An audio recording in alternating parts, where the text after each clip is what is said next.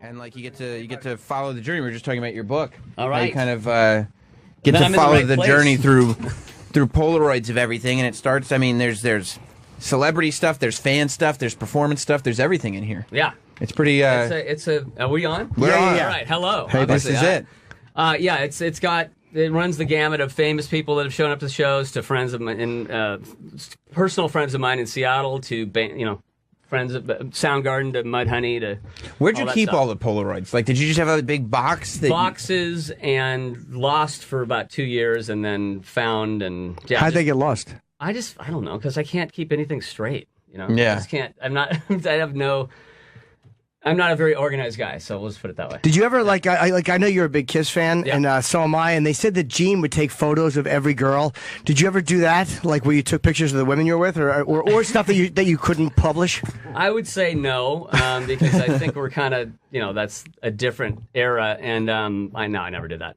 But he did tell me he did do that when I took a Polaroid of him, and I knew that because I know all about Kiss. So. It's amazing that that's how famous he was. Everyone knew he did it, and the girls still let him do it. You gotta love, right? That. It's not like when you're dealing with Polaroids, you can just sneak it like it's a phone, like it's a thing. You know what I mean? Like you're getting a Polaroid shot taken of you. Yeah, it was the 70s. How was it doing? I know you did Black Diamond with Ace. How much of a thrill was that? It was a total dream come true. It's Ace Frehley. It's lead guitar. I loved him, and he's become a friend, which is crazy. And it was super cool for him to show up and want to play with us. And I can't even, you're playing with your childhood hero. So how does that work? Like you guys call him and say, "Look, we're going to be in town," or I always wonder how those bands work it out. To come to the show. That was what it was at Madison Square Garden, and I was like, yeah, sure. And Ace, he got a hold of us somehow, and he showed up. That's kind of amazing that his daughter. Hey, do you want to play with us? Oh, you guys just invite him to play. I invited him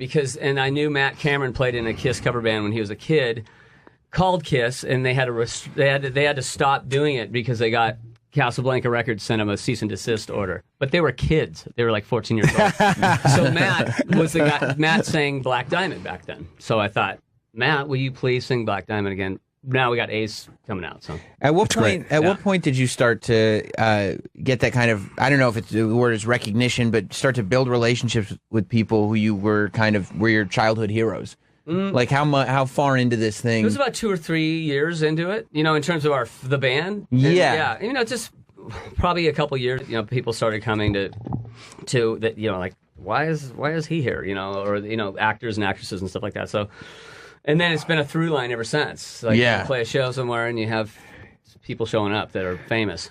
Awesome. And so I'm like, have a Polaroid. I'm like, I got to get this. Sure. Hey, take a picture. Right. I take a picture. And since they're fans of the band, you can get it done. They're generally cool about it. Yeah. Has it moved into a point now where you're using your iPhone more, or are you still carrying around the Polaroid? I still carry around the Polaroid. I actually have it in my backpack right now. You just like the Polaroid? I like it because it's old school and it's tangible. It's frustrating, too. So it's like, and I don't like the frustrating aspect of it, but I roll with it. Is it hard to get stuff like film for? It's almost like Woody Allen still writes on a typewriter. Yeah. That it's hard to get like the ribbons and stuff for. So, you can get it. It's from a company called Impossible that makes it for it, and they do a great job. It went out of business for a while, right? Yeah. Polaroid went out of business for a while. You should watch. There's a movie called Year Zero, which is about the whole history of what happened with Polaroid. So. And Travis, our producer, hey, Travis, is one of the gigantic. This is Kevin, by the way. So another one of our guests today, Kevin. Now, Travis is a huge Pearl Jam. I would say Travis is the biggest Pearl Jam fan I've ever met in my life, correct? Yeah, me too. You've met, probably. Yeah. Sure. Probably not that great Mike's to hear. met. Yeah. And I know you wanted to ask a question. And Go for it. Yeah, I mean, I have some questions that I definitely wrote. Okay. Yeah. I'll definitely answer them. Cool. Great. Great. Are you guys gigging anytime soon? No. Not that I know of. Right now, we're not. Ed's on tour right now, and I'm working on a film called Sadie by Megan Griffiths, and we're all kind of doing stuff separately right now. What are you doing on the film? Scoring it. Oh, cool. So that's kind of been something I've been wanting to do for a while. I did another movie called Fat Kid Rules the World. I've done a little TV thing with Fringe, and so I'm really trying to get into that aspect of things. So, do you see the movie first before you score it, or how does it work? Or they tell you the tone? It depends on the director. This time I did see the movie first. I read the script. I really liked it. I saw the movie. Then you kind of go over scene by scene with the director, and her name's Megan Griffiths, and it's interesting because directors will tell you, I want it to look this way, and they won't talk in musical terms, so you have to kind of interpret what they're saying. And- but it's fun. It's totally different than writing songs for Pearl Jam because it's kind of less is more a lot of times. So Travis, sorry, man. I didn't mean to interrupt you. Sorry, what? You can ask another question. He's a bigger fan, so I would. Oh, well, like, all kidding aside, when you're out there and you're rocking, yeah. Is there any better feeling? It's the obvious one, but I would say it's unlike anything that you can ever do. It's just having 40,000 people scream and having their energy come at you. It's intense and amazing, and then you're just worn out from it the next day. But then you get to do it. Does it again, hurt in relationships? It's almost like nothing compares to that feeling. Sex is great, but no high in a relationship will ever be as good as that. It's a crazy high. It's like this symbiotic thing between the band and the crowd, and you can't even put it into words. It's not quantifiable. It's unreal. Is it hard to get to sleep after? Because you're it on takes such a while. It takes a little while. So it's big. The adrenaline is still going. You want it just to keep going, and then you lay down. It's like, ugh. Yeah, you're just kind of like, I'm still awake. Yeah. When you guys broke and other grunge bands were breaking at the same time, like Soundgarden and bands like that, the fact that you guys, because Temple of the Dog was a band as Pearl Jam was breaking and everything, was there a competition between you guys, or was it more of a peer group? That's a good question. The interesting. Thank you. So I'm gonna refer to Johnny Ramone on this, which is a direct quote that he told me. It's like, You guys are too nice with each other. We try to fuck over everybody. Sorry, live radio. It's fine. No, it's good. Okay. At every turn that we could, and when we were coming up, and so in terms of, I always think of it in that way. It's like we were all obviously had a healthy competition with each other, but we all would hang out with each other and go to each other's parties, and because it was a small town back then, it was like just real provincial, tiny town, and everybody knew each other, so we would support each other a lot. Was there any band that joined the scene as it was blowing up that you guys were like, fuck that band, they weren't around? I was so busy with my band and trying to keep that thing rolling that I didn't have time to even care about any of that stuff. What's that tough, like, to go from, like, Pearl Jam is this band that we're kind of putting together and we're just making cool music and everything, to now we've got this level of success that we have to maintain? Yeah, it was just chaotic and insane, and but awesome, and your dreams are coming true, and then it's freaky and weird, but we got to keep it going because we want to do another record, and this is great, and we're getting bigger, and well, that's the part, right? Like, your dreams are coming true, but now you have to keep them going. And also in the terms of like not doing it in the way bands generally do it, because we kind of pulled back and we stopped doing videos, and we were told at that time by the record company that you'll be gone if you don't do a video for Black and all this kind of stuff, and we're still around, so I guess that worked to not do that. But that was Jeff and Ed's kind of vision, to like, let's pull back and not do a ton of press, and let's not be in there and burn ourselves out. Travis, did you want to say? Which I didn't want to do, by the way. I wanted to be the guy that was doing press, and I wanted to be as big as you too. So that was it. Were you? Does that become an argument then? Like, if because you want that spotlight, you want the fame that goes with it. You don't want to be the. We all talk about it, but it's in terms of it made sense at the time. I trust Ed and Jeff kind of in stone and implicitly in terms of their thought process on what we should do with this band. So, did you want to be a front man? Like, was that part of it, or you're happy in your? I love being a lead guitar player. Yeah. It's what I've wanted to do since I was 11 years old. So that was it. Travis, do you want to? So yeah, like along those lines, how does the band handle all the years of touring and various scuttlebutt? We have a lot of well, now we handle it with a lot of Epsom salts and ointments. Is that how scuttlebutt is handled generally? Thank you. What, are you a pirate? Thank you. Well, we swab the poop deck first, and then we so. Anyways, we just we have our highs and lows, and we fought and we argue and we love each other, and then we fight again, and then we just, I don't know how we keep doing it, and we just keep doing it, and I think we generally enjoy playing with each other, and I think my playing is better with those guys than it is with anybody else, because I think they bring something out. We've played almost 1,000 shows together, so that there's a thing that happens with a band like that. You just understand each other. Yeah. It makes sense. Is there anybody? Did you have to go through and get the rights to publish all these photos? Like, did you have to reach out to everybody that you're? I didn't personally, but our people did, and they had to sign a waiver, or most of them did, and most of them were into it. Well, even So, fans, though, yeah. but if fans are at a show, Yeah. they probably don't have to because you're in a public place and Right. you know that they're taking Well, pictures. and we have a thing that says that as you go into Yeah. you may be filmed, and Yeah, I don't so- see anybody suing for a Polaroid from a concert. It's a great book, Yeah. by the way. I've looked through it. It's amazing how many interesting personal photos there are. Yeah. There's photos of you and celebrities. There's just photos of you hanging out. There's photos of the fans. Some of them have little notations on them. It's really great, man. It seems like a very, very personal thing. It is. I mean, it's a visual journey of my life, and there's stories that go along with all of it, and that's why I'm stoked to finally have this thing out. So Travis? it made sense to take all those Polaroids for 20 years. So now. the fans that are in this book, like they must be floating on cloud nine. From what I did a book signing in Seattle, and a lot, some will come up and go, "That's me right there. Can you sign right in there?" And I'm like, Oh, that's cool. and so they can see themselves, and they're in there, and we have very passionate fans that follow us around the world, and you'll see a lot of them in the same photos, and so that Where's Waldo? It's like find yourself. Yeah. Along the lines of you saying that Ed and Jeff were, let's pull back, let's not do interviews, let's not do videos. Mm-hmm. Were you against the whole Ticketmaster thing as well, or was that kind of just you going along with everything? No, I felt strongly about that at the time because we were trying. So our band, a backstory to that is that we never take kind of any promotion or any kind of money from any corporations or anything to go out and tour. We do it all of ourselves, and we pay for all of our crew and our bands and all that stuff, and we always have.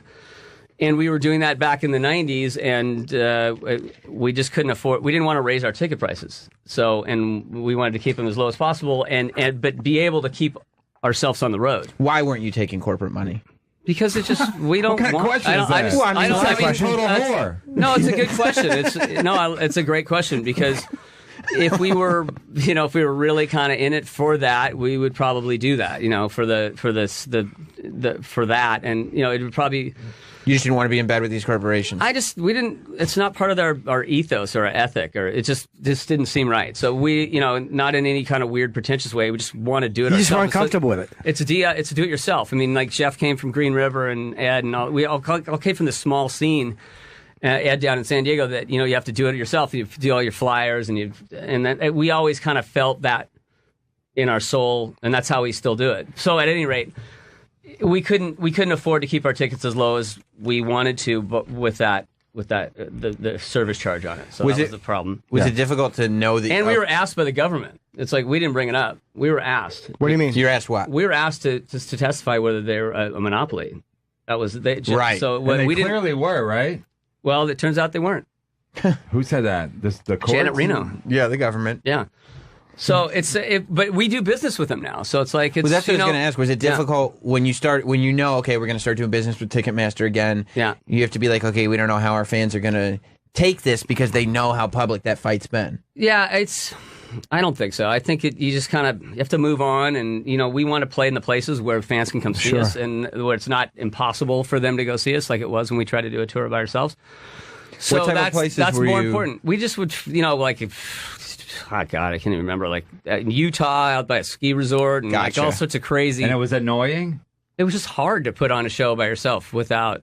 And fans Yeah. couldn't find it. Your intentions are right, but it's kind of hard when Ticketmaster owns or Live Nation owns the venues. It's Yeah. a whole thing, and it's But like you we're want to all- just go out and but do we gigs. do that now with them, and we're all happy to do business with them. So it's like, Yeah. because we want our fans to come to the shows, and that's the most important thing is to make it easy for them. If people had to choose between, like, we all know the fees suck, but if they had to choose between paying the fees and seeing you, or not paying the fees and seeing you once every 3 years, they'd pay the fees and see you. People, as a fan, would Right. rather just Yeah. go see the band.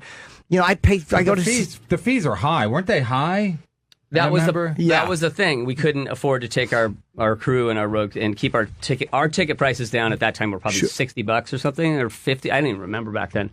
But we try to keep it as low as possible, as we still do. Sure. And we couldn't do it. and made it harder with those. Yeah. Yeah, absolutely. Travis, did you want to? Because you know the band better than anybody. I mean, no, I think I'm good. You sure? All right. Yeah. Okay. There's the ask one you one? wanted. Well, there was one because Travis was talking about you before, and there was the one thing about your dog that I thought. Yeah, don't be embarrassed. He's embarrassed. Tell me about your dog. Right. Yeah. Well, I mean, my wife and I, we're both huge fans, and we've got a daughter that listens to you guys Okay. now as well. So there's, 3 Pearl Jammers in my house, and 4 if you count my dog Jeremy. Nice. Yeah. Is that we don't? Is that traditional? Come here, Jeremy. Come here, Jeremy. Is that lingo? Do they call themselves Pearl Jammers generally? I would say it's. I think they call themselves Jamily and things like that. No. So that's the term. That's I nice. see. Yeah. So Jamily is more the term, Travis. Yeah. Okay. That's I've what been I've saying it heard. wrong the whole time. Yeah. No, whatever. Whatever makes you happy Your as a dog's fan. named Jeremy, right? On It doesn't matter. And obviously we have to ask you about Chris Cornell, who we didn't know well. We had interviewed him. He was a nice guy. Yeah. Did you? I guess knowing somebody intimately, did you know he was in and out of depression or? I never knew any of that stuff. Chris, the one there's a picture. The first shot in there is of me and Chris and Eddie and Nancy Wilson, and that was a Temple show, one of the early Temple shows, and that was at the Moore Theater. And Chris that night we went out and had he took me out for dinner to talk to me about the project, and we had Italian food, and I remember drinking a Chimay ale, and we talked about Pink Floyd and all sorts of stuff. But at any rate, he was always cool to me in terms of like helping me out in my career, or like, hey, you want to play on this Temple Dog record? And this is the first legitimate record I was ever on. So it was a big deal, and I was terrified, but also I wanted to do the best I could. And he was, specifically with Reach Down, he was like, hey, he heard the first solo I did one time. He's like, why don't you, I'm going to go outside, and I'll come back in 10 minutes, and I want to hear you do something different. And so I just did that one solo that's on there in one take, and that was after him kind of making me kind of lighten up, which he did with Ed, too. He was very good to Ed. So I'm just giving you a backstory about our relationship.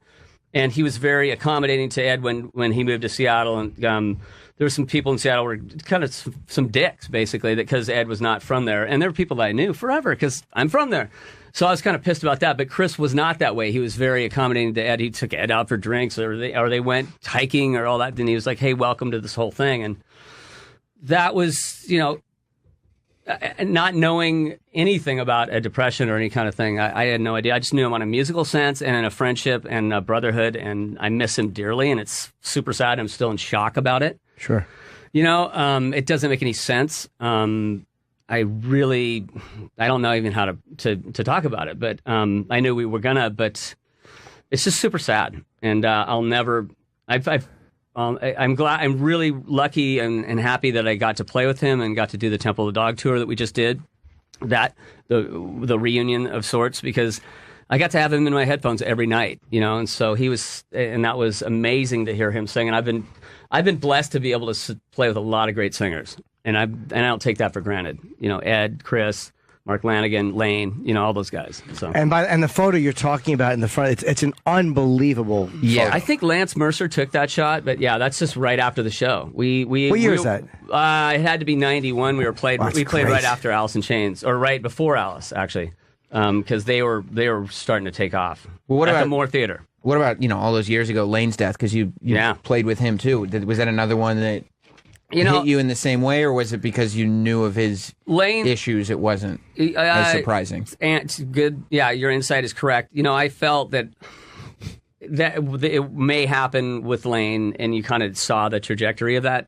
happening, unfortunately, because of his addiction. And that was just dark and grim. Again, I was happy to be able to do music with him for the Mad Season record, and I'm very proud of that, and it means a lot to some people that I've talked to, and I think it was freeing for him to sing on that thing, because I was just kind of like, do whatever you want, man. It's just, you're a great singer, just do it. But he struggled, and I saw that. You can't say necessarily you see that coming, but it was just one of those things. I was super, again, like, oh man, sure, another guy. You think died. it was the Seattle weather that makes everybody do drugs? There could be a thing about that. There could be. Seasonal affective disorder. They say Seattle is like the highest suicide. It's like a great place, but the weather there, the lack of sun, there's something to it. Yeah, don't move there. Nobody. Nobody move there. Dude, every time I've gone there, I don't even know if I was there. I know Craig Gash, you're good friends with. I love Craig. And did a gig with him. Did you? Yeah. It was many years ago, but I've never been there when it was pleasant out. People are like, no, you got to come more. Yeah, there's 2 days. You got to come those 2 days. 2 days a year? Yeah, you got to come. You just got to pick them. Yeah. So now you've got this book. What do you want to do after this? Do you want to go back? Like you said, you're not on tour necessarily at this point. What do you want to do? Like you do some? Are you doing book signings first of all? I'm doing a book signing at the Strand tomorrow night, which is sold out at the Gramercy Theater. So that's why I'm here. I live right by there. I was walking by your sign. I saw it sold out. That's what that is. A signing. Okay. So that's what that is. So I'm doing that, and I think that's probably it for the book. And I don't know.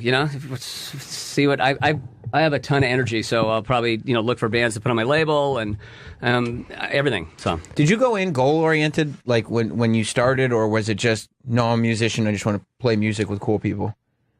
And when I started playing guitar? Yeah. Oh, yeah. So I was 11 and a half, and how I started was, that was just, I liked Kiss, and they played guitars, and I was a Cub Scout, and I was like, I don't want to do the Cub Scout thing anymore, Dad. I want to do this thing, whatever's Kiss, and that's legitimate. That's what happened, and friends of mine were playing in a little band, and I joined it, and it was called Warrior, and we played our first show in 1978, and then from then on, I just was always in a band.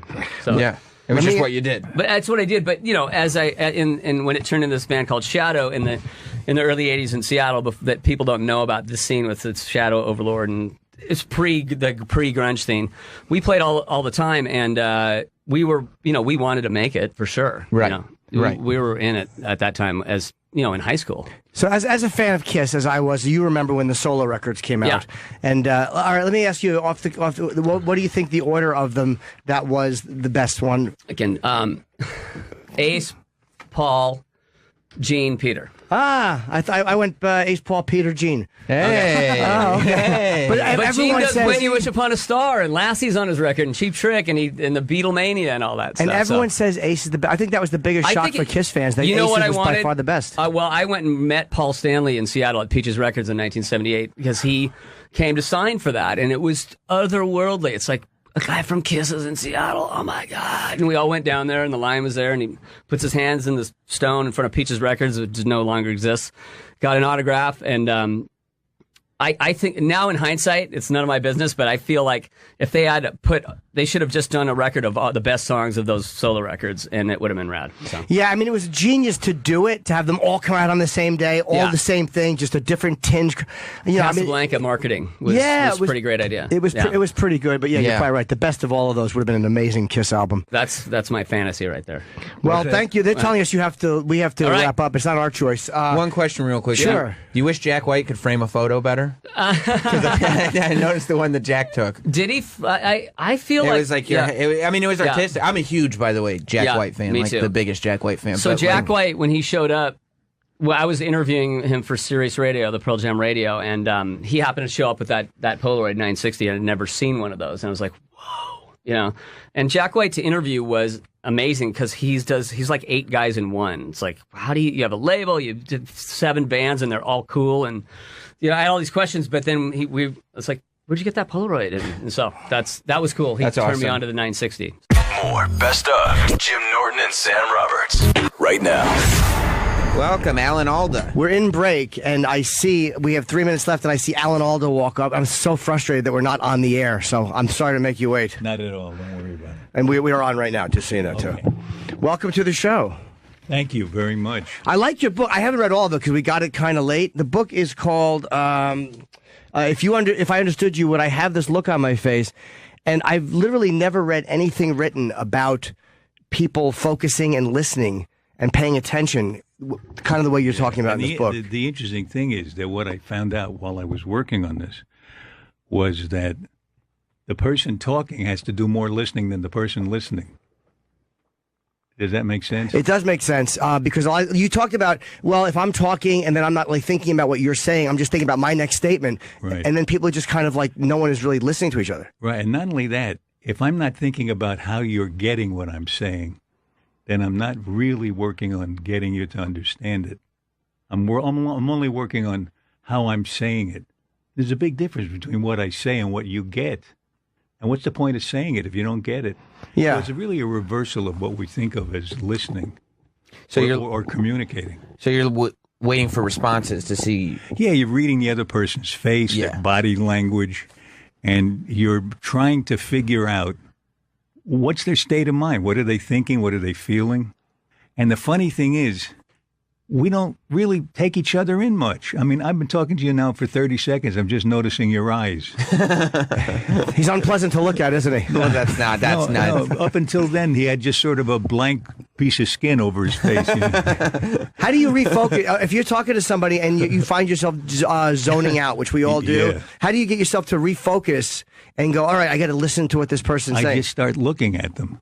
It's every time I do that. This is really amazing. Every time I do it, I realize I hadn't been seeing them a second before.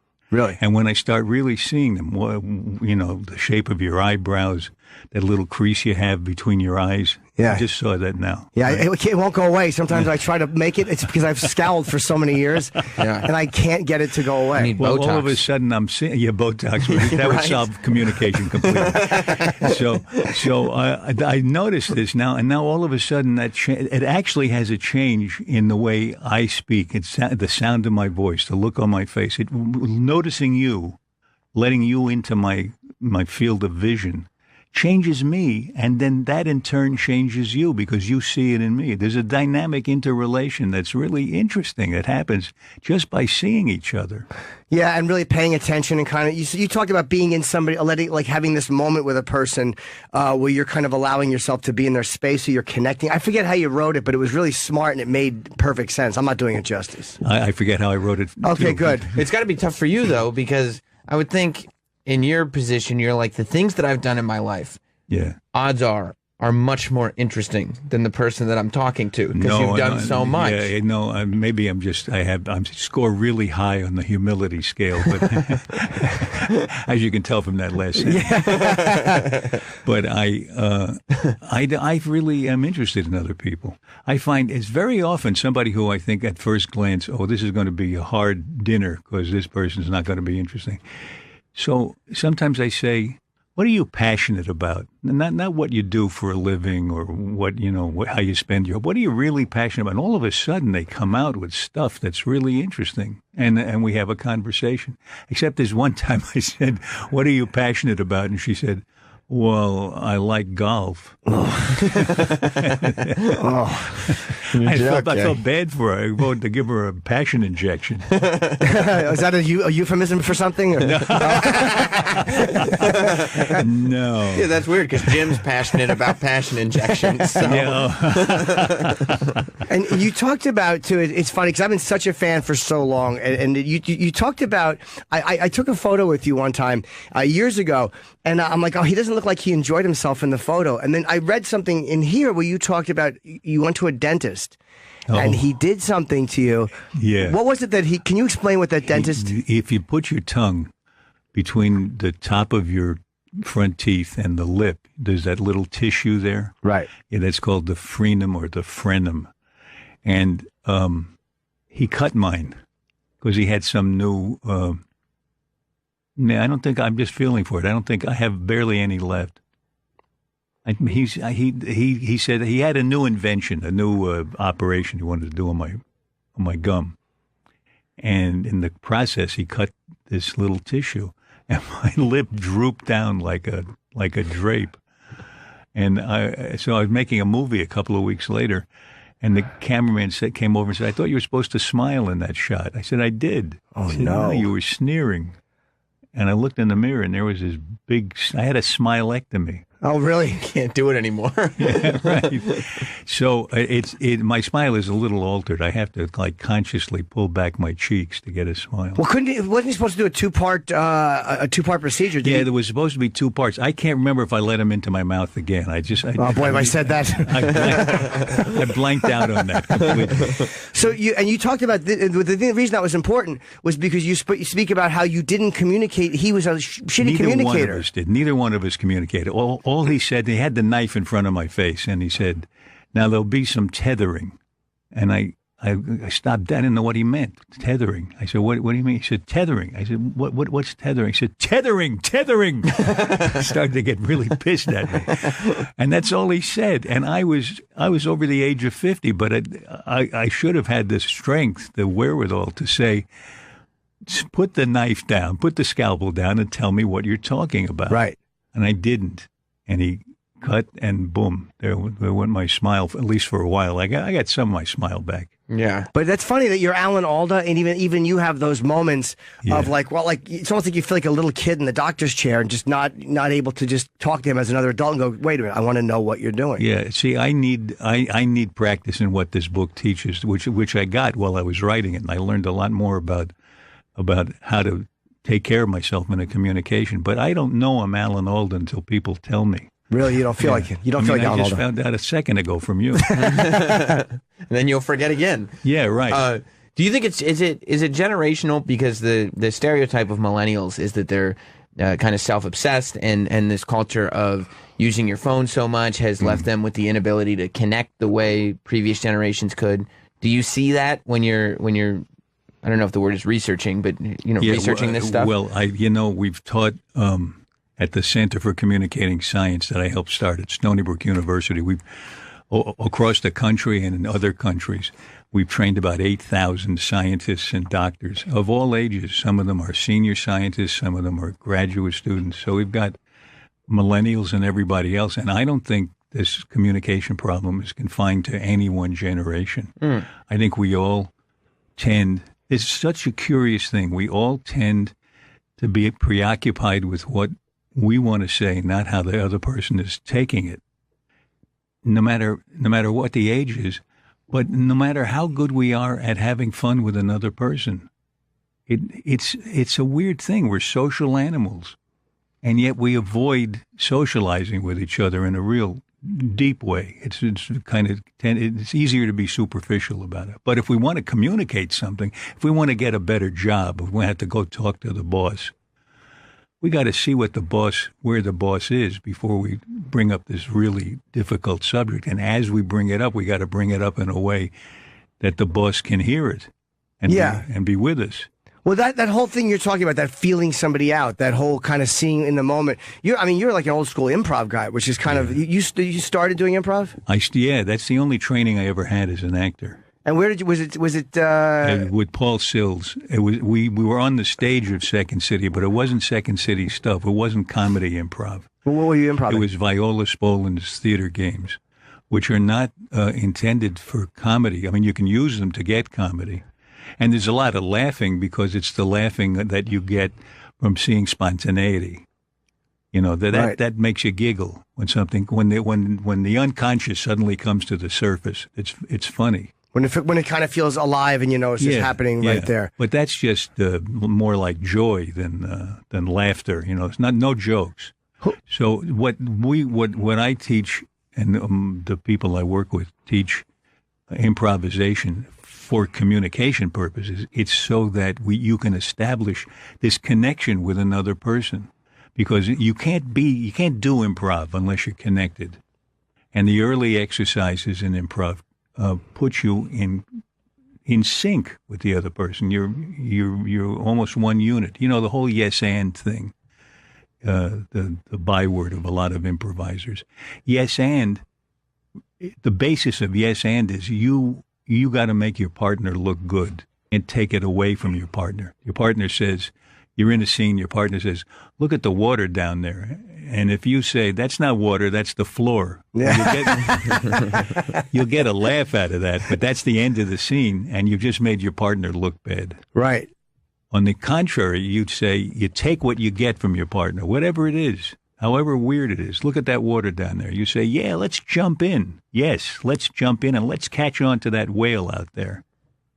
Now, all of a sudden, you've added to what your partner said, and you each are contributing to the other. That's what a communication can be. So when you started, and when did you go into comedy improv from there? Like, when did you start doing that? First, it was a very interesting progress. I really saw the importance of real training in improv, because the first improvisation I did was in a cabaret in the basement of a hotel in Hyannisport. It was the same hotel that John Kennedy was doing his press conferences during that summer we were there. Was it the same time? Or it was all around the same time? It was in the summer. He would do his press conferences in the morning and upstairs in the hotel, and at night I would play Kennedy in a mock press conference, and the same reporters would come to both. And ask you mock questions or they'd real ask questions? me the same questions they'd asked him, but hadn't been in the papers yet, so I didn't know what they were talking about. So it was a true improvisation. So you were improvising as Kennedy to the same reporters? Yeah, it's really weird. Yeah, that is weird. So we did the 2-hour show, and the second hour was total spot improvisation, no preparation whatsoever. They'd give us suggestions from the audience, headlines and things like that. That was just what I would call guts improvising. There was no preparation for it, except you had a few characters you could call on, But a year or two after that, I worked with Paul Sills on this more basic kind of improvising, the Viola Spolin invented a long time ago, like 60, 70 years ago. Oh, no, I was going to ask you, who were some of those guys you worked with back in those? Diana Sands, who's dead now, and Rennie Santoni, who I don't know. Yeah, they were extremely talented people, but you probably haven't heard of most of them. Oh, okay. They're just people that were around at that time and not necessarily now. Yeah. Did you ever meet Kennedy? No, I never met him. I did him, but I never met him. How great is it to, like, when we hear scientists, right? This information that they have is information that we should all have. So we kind of look at them as they're these geniuses there to teach us because we don't have any of this information. Yeah. How great is it to take information that you have and a skill set that you have and be able to teach these people that generally we would look at as... That's a nice question. You know, what's nice about it is almost all of them are eager to get better at what they do. And they accept the idea that I have some experience in a field they don't have experience in, and they see it working. Right. They see one another in a workshop. They see one another struggle to be understood. And sometimes fellow scientists don't understand what they're saying. I mean, that's a revelation sometimes. You know what's a really sad statistic is that we sometimes ask them, when you go to a conference and you hear papers presented by people in your field, how much of it do you understand? And often they say about 20%. Wow. That's not good. Do you think they're embarrassed? Do you think they're embarrassed to ask, what does that mean? Because they don't want to look stupid? Well, they're in the audience. The person is reading from a paper or talking, and they don't. They go there to learn something. So it's not that it's something they haven't heard before. It's that they're there to learn, but they can't follow the person who's telling them about it, even though it's in their own field. Yeah, as an onlooker, you want to say, well, I don't understand what they're talking about, but I'm assuming the industry does. Yeah, right. And it's shocking how things get just clogged up in a logjam in all kinds of communication, in business and in personal relations. I don't know if you got to the sections in the book about husbands and wives, lovers, parents and children. I mean, all of that is jammed up with not good communication. We all have that in our lives. We recognize it. Why are you talking to me in that tone of voice? Yeah. That kind of thing. Are you a good communicator with stuff like that? Like, are you good? Like, if your wife is mad. He wrote the book. He better be. Yeah, but some people don't practice. My wife is home laughing now. Oh, is she? Are you good at going, hey, look, I'm really sorry, or are you are bad at that? I used to be terrible at it. You were? Yeah. The kind of I'm sorry with what that says. I have an excuse. Oh. If you're sorry, there's no excuse. Right. I'm sorry, but I had to do it. I had to do it the way you were behaving. Yeah. It was but you. I'm sorry, but I'm sorry you were like that. Right. Isn't it weird though, those arguments you get into with someone you're dating or married to? It's like those furious, power-driven arguments, and nothing. It's like I never hear what the other person's saying to me. I'm just angry, and I want them to feel that I'm angry. What's interesting is what this kind of approach tends to do is build up your ability at empathy. And empathy is not sympathy. It's not compassion. It's just a tool. It's just knowing what's happening in their head. And if you know that, and if you also want to use it to the advantage of both of you and not just to your advantage, then you can use empathy to say, oh, wait, I think I get what's going on here. I think I understand what she was really after and how I didn't meet her expectations, and maybe we can work that out. Or you can say, I use it against her and make her even unhappier. Yeah. That sometimes I'm sure that's the more fun option. But it's weird with empathy too. Like there's a weird part of me at times that will think, oh no, that's weakness. To be empathetic, I'm being weak. Some people define empathy that way. I don't use it that way because the way I see it working in communication is it's just a tool, and you can build it up. And the more you build it up, the more it gives you a chance. It has made me feel that other people are less annoying. Oh, you understand I see where the annoying behavior is coming from, and I say, oh, I see. Okay, I don't have to get upset about this. It's not directed at me. They're going through something. They're awful, or they're this, or they're having trouble at home, or they're sick. Whatever it is. I got in a taxi once, and I was getting mad at him, and then I realized he had to get someplace and get to the bathroom, and I thought, well, that's kind of more important than what I'm worried about here. Yeah, it's a nice way for you to look at it, because I would always think that my trip is more important than his bathroom habits. Yeah, right. I'm awful. But the guy, he saw me helping him find where to go, which ordinarily would get me upset because I used to drive a cab, and I thought it was my responsibility to know how to get there. So when I started helping him find where we were on the map, because I got out my cell phone. I was getting I was in an ecstasy of empathy. Yeah, you were now involved completely. Yeah. He said, nobody gets in this cab is nice like you. I'm taking you exactly to where you're going. I said, no, go drop me off a block away. You can go to the gas station at 96th Street. And he said, no, I'm taking you where you're going. Now the guy is devoting his kidneys to me. Well, you grew up with mental illness in your family, right? Yeah, my mother was schizophrenic. So does that change the way you look at communication? Because like when you have that kind of mental illness from your mom, there are behaviors that you have to excuse, but you have to at least say, well, that's an illness. That was first of all, in those days, nobody talked about it. Mm-hmm. My father and I both suffered from her mental illness, and neither one of us would ever talk about it. You didn't even connect together? No. Wow. Never once. Wow.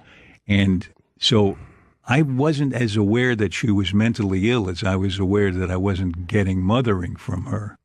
And I didn't like her for it. Sometimes I hated her. I really needed what's in this book. I needed to see what was underneath. And it was only later in life, when, before she died, I realized that she couldn't help it. Right. And I tried to take care of her as much as I could and make up for how I felt about her earlier. And I didn't want to feel guilty after she died. I wanted to I put more into it than was reasonable, I thought, because I really wanted to ease her way out. When she had a hard time, it's very painful to be mentally ill. And your dad, you never even because your dad would be enmeshed with you sometimes, and you never even as adults later in life had any type of if things went crazy, how would you two address it? Would it just be like, it's your mom? We just cope with it. She was also alcoholic and paranoid, and would have she'd tear the drapes down and scream all night, and it was a very difficult childhood. Interestingly, it gave me put me in the habit of reading her really carefully, because I had to figure out whether I was getting reality from her or just her reality. And so I think that helped me as an actor and a writer, because I'm more observant and I look for what's under the surface. Maybe it helped me with working on this book, even though you can always get better, and I got better at all these things as I worked on it. Because you're trained in talking to somebody, right, and finding out exactly where they are, and exactly because you know how you're going to be affected by exactly what type of place they're in. Right. It was a real interesting training ground. At what point in your childhood did you realize this is not typical? Because a lot of times if it's in our house, we never knew it wasn't typical. When it was interesting, into my teens and early 20s, when people say, "Oh, I love my mother so much," I'd say, "Really?" I thought everybody had a difficult mother. Did you feel guilty feeling that kind way? of a person? What is this? A nice mother? What? Did you feel guilty not liking her? Pardon me? Did you feel guilty not liking her? I can't remember. I think it was sort of a scab I had. Protected me. How old were you when she passed away? I was in my 50s. Oh, so she saw you go on to success and do what you did. Yeah. Did she think you weren't smiling at her? Because that was the same time you smiled. My son frowns too much. It didn't play into the paranoia too well. Yeah, that's what I was thinking. Like, what's he really thinking now? He's going to kill me now. He's frowning at me. Do you have any of that? Did you get any of that? Because a lot of times it's hereditary. Did any of that? I don't think so. But watch your step. Yeah, oh yeah. Yeah. Well, at least we know. I mean, if you don't think you have it, at least we know the paranoia didn't kick in, right? Yeah. Well, no, you're never paranoid about yourself. It's always about other people. It's always other people. What are they saying when I leave the room? Yeah. Yeah. Did you guys almost I have to ask you. I just want to ask one MASH question. Really, did you guys almost really get canceled in the first season or after the first season? Excuse me. No, I don't think so. But we were at the bottom of the ratings list. I used to tell people we're in the top 78. And it was only when we went into reruns and people had seen the other shows already and they tried out ours in that first season of reruns that we got started to build an audience. And in the second year, we had a real audience. And for people not familiar, after season 3, I think McLean Stevenson decided to leave. And do you remember when that happened? Going like, what are you doing? Things are just getting good. I thought he was making a mistake, and we ran into him on an escalator a couple of years later, and he said, I really am sorry I did that. Oh, wow. He was blinded by an offer from another network that said they were going to put millions into his career, and you'd give him a show, his own show. And hello, Larry. Yeah. And it just on the face of it, if you're doing something as groundbreaking as MASH, there really is no other show that you can think of that would be something to take a bet on. Yeah, and it's one of those things where in that moment, I guess and what they did was so amazing with him because they left no room for him to come back. They were mad at him. Oh, they were? Yeah. Yeah, they said, you're going to go. You're dead. Yeah, we're going to kill you off out of spite. Yeah. Did you guys really not know that they were killing him off until... I knew a little before, but then nobody else knew. And then a lot of the reaction that the people had on camera was reacting to, individualizing it with McLean. Knowing that, like, when they heard that announcement... They wouldn't see McLean again. Yeah, they knew he wasn't going to come back on the Christmas special. There was going to be nowhere to do it. And I think he was standing in the shadows in the back when we did the scene. I think it really affected him. Wow, he was there. Yeah. Oh, so he didn't even know until he read it, or? I don't know if he knew. Man. Have you ever been killed off something where they don't tell you you're going to be killed off until... No, they told me. They told you? They said I was doing Blacklist, and it was really going well, and I really loved working with Spader, and we both enjoyed the interaction. So they said, okay, this is great. We got 2 shows where you're really heavy in, and they start on Monday. I said, well, but the thing is, on Monday I start acting on Broadway in a play.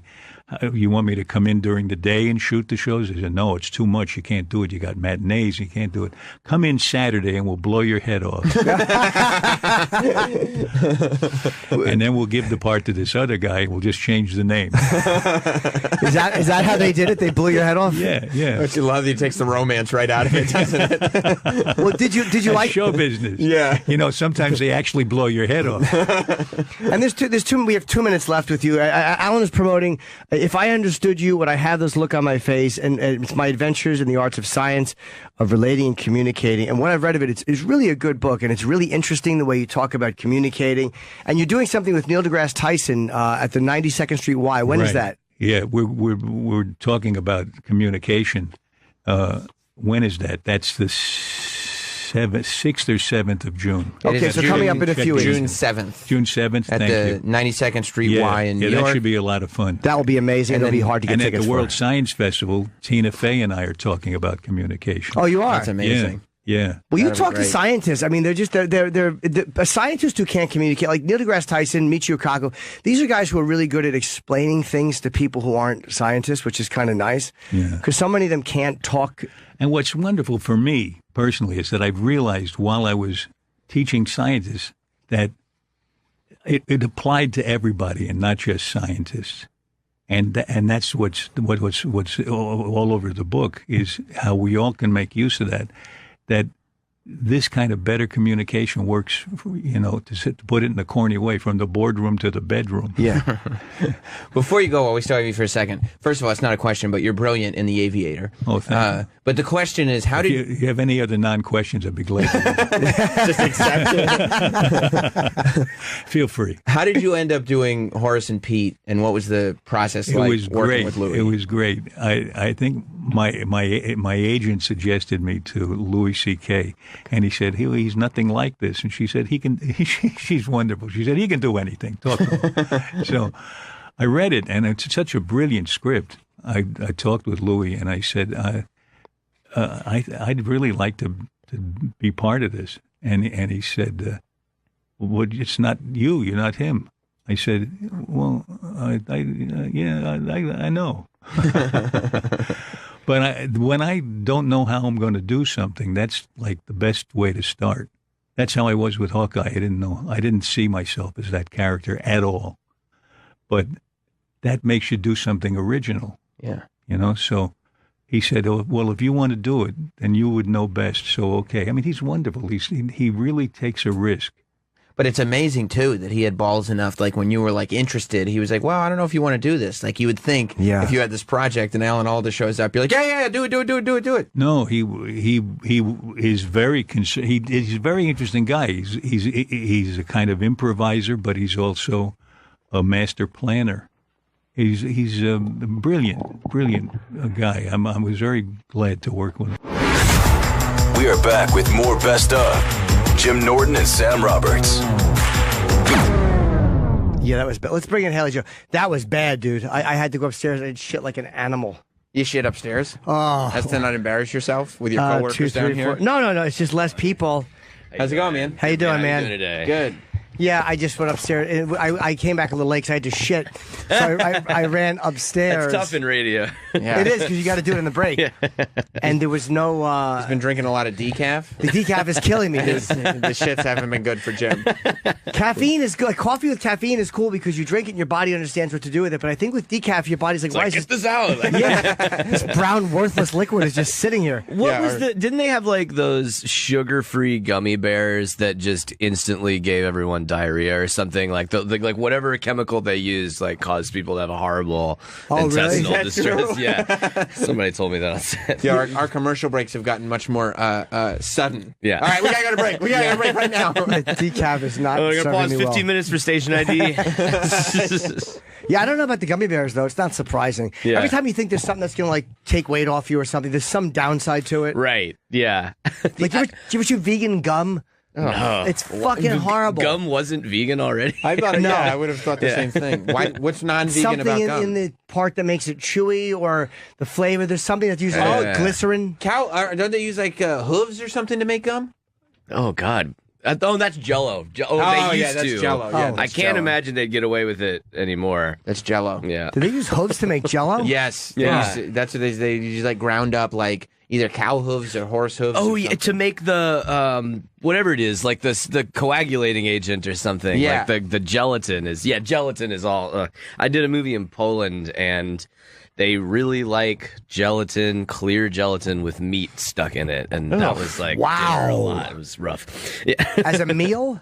Yeah. Why- As a nice meal, like at the hotel, like for dinner, it's like this is what we're having. Like, oh man. Do What's they it add, called? Is gelatin like? Is that just to add texture? Is there a flavor to No, it? there wasn't any flavor. It's just Ugh. to suspend the meat, like Just to show everybody we're Poland and it's the future. Yeah. Here's what an invasion of the body snatchers would look like if it was Yeah. just with little bits of meat. Is the meat creepy? Is the meat hot? No. It can't be, right? No, it was yeah. Because you have to put the Jello in the fridge. Yeah. Yeah. Oh, yeah. That would be right. Yeah. It would like. Oh God, I can't imagine if they heated that up. How That's disgusting that would look. You don't remember what it was called? No, this was like in 2000. So it was not that long after communism had fallen. So there was a sense of like real joy in certain things. Like there's lots of ice cream stands everywhere, and there'd be an ice cream break every day. Like stuff that people got to like enjoy for the first time that they hadn't under communism. But Oh, you some saw of when the- it was just kind of starting to Yeah, come just in. like 9 or 10 years after, and we were really in like the countryside near Krakow, and like it was, you'd see some satellite dishes, but also people, with a horse and carriage doing their farm work that seemed like it had been unchanged for a really long time. But it was just like they were celebrating. Like, look, we've got so much food, we can just suspend it in gelatin. Right, yeah. It's as much we as can we really want. play with this now, yeah. I've never been over there. It kind of scares me to go. Poland I want to go to. Yeah, it's Russia's scary. I want to go to... I think Krakow is where is that where Auschwitz is? No, well, it's kind of close there. It's a couple hours away in the countryside. It's so disconcerting because all those places, all the horrible, death camps and everything, they're in beautiful rolling countryside. And you're like, wow, this was just sitting right here out in the open. Did you go to it? Yeah. It's I went to Amsterdam. And I kind of wanted to go to the Anne Frank house, but it was just sold out. Like it's impossible to get in there. Yeah, I went a couple, almost 10 years ago now, but our summer program for NYU is in Amsterdam. And I went there and it took a couple weeks to find the morning when you can actually get in line and go there. And I think it's even more difficult now. You send a shout out to the Beliebers when you signed the guest book? Oh my God. Wow. I can't believe no one over his shoulder was like, don't write that. What are you don't doing? write that. Justin, No. What are you doing? What did he say? Tell me first what you're going to put in the book of this place? He said something to the effect of it couldn't have been "Don't Stop Believing" because it's Journey, but some with Beliebers. I hope that she would have been putting it on her. I hope that she would have the sense to listen to my music. It was it was definitely some kind of shout out to believing in the Beliebers. No, he said Anne Frank would have been a believer. Yeah. I've been shooting in South Africa, and I went to Robben Island where Mandela and a lot of people were imprisoned, and it was crazy because in the Anne Frank house, in the last room, they really it's really restrained. But in the last room, they have Mandela quotes. He's like, every man on Robben Island had the Anne Frank diary. And it's holy shit.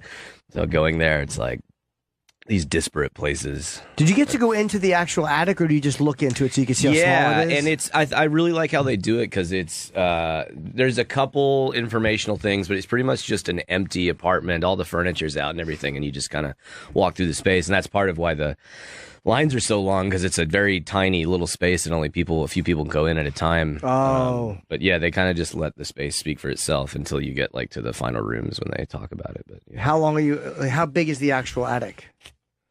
It's not very big. I can't remember, but I do remember sliding down hallways and stuff. It's a really tiny a bookcase space. Or something it was behind. Yeah, that's right. Now, what was Auschwitz like? Because I almost went there from... My final gig was in Amsterdam. I almost went to Auschwitz, but it would have been an 11-hour flight. It's a whole home. day, yeah, but it's great. It's really intense. And I've noticed this, at the 9/11 museum too, where there's a terrible contrast between people who are, involved in where they are and kids running around having no idea where they are, and you're maybe you shouldn't have kids coming into. I went into the most graphic room in the 9/11 museum, and there's a guy on a phone going yeah, I'm in the 9/11 museum. Yeah, I'll meet you later. Put it. You're this context. Context is everywhere. Yeah, people are such asses sometimes, aren't they? Yeah, it's crazy. No kind of awareness of their surroundings. Yeah. No. This is a quiet place. Yeah, you're not supposed to yell into your phone. Yeah. There's no sign. Nobody said I couldn't use it. Was this your place? All right, sir. Do they say right. no pictures too? No, and that must have been a difficult thing to figure out. I think it's kind of they leave it up to you to behave. So most people do.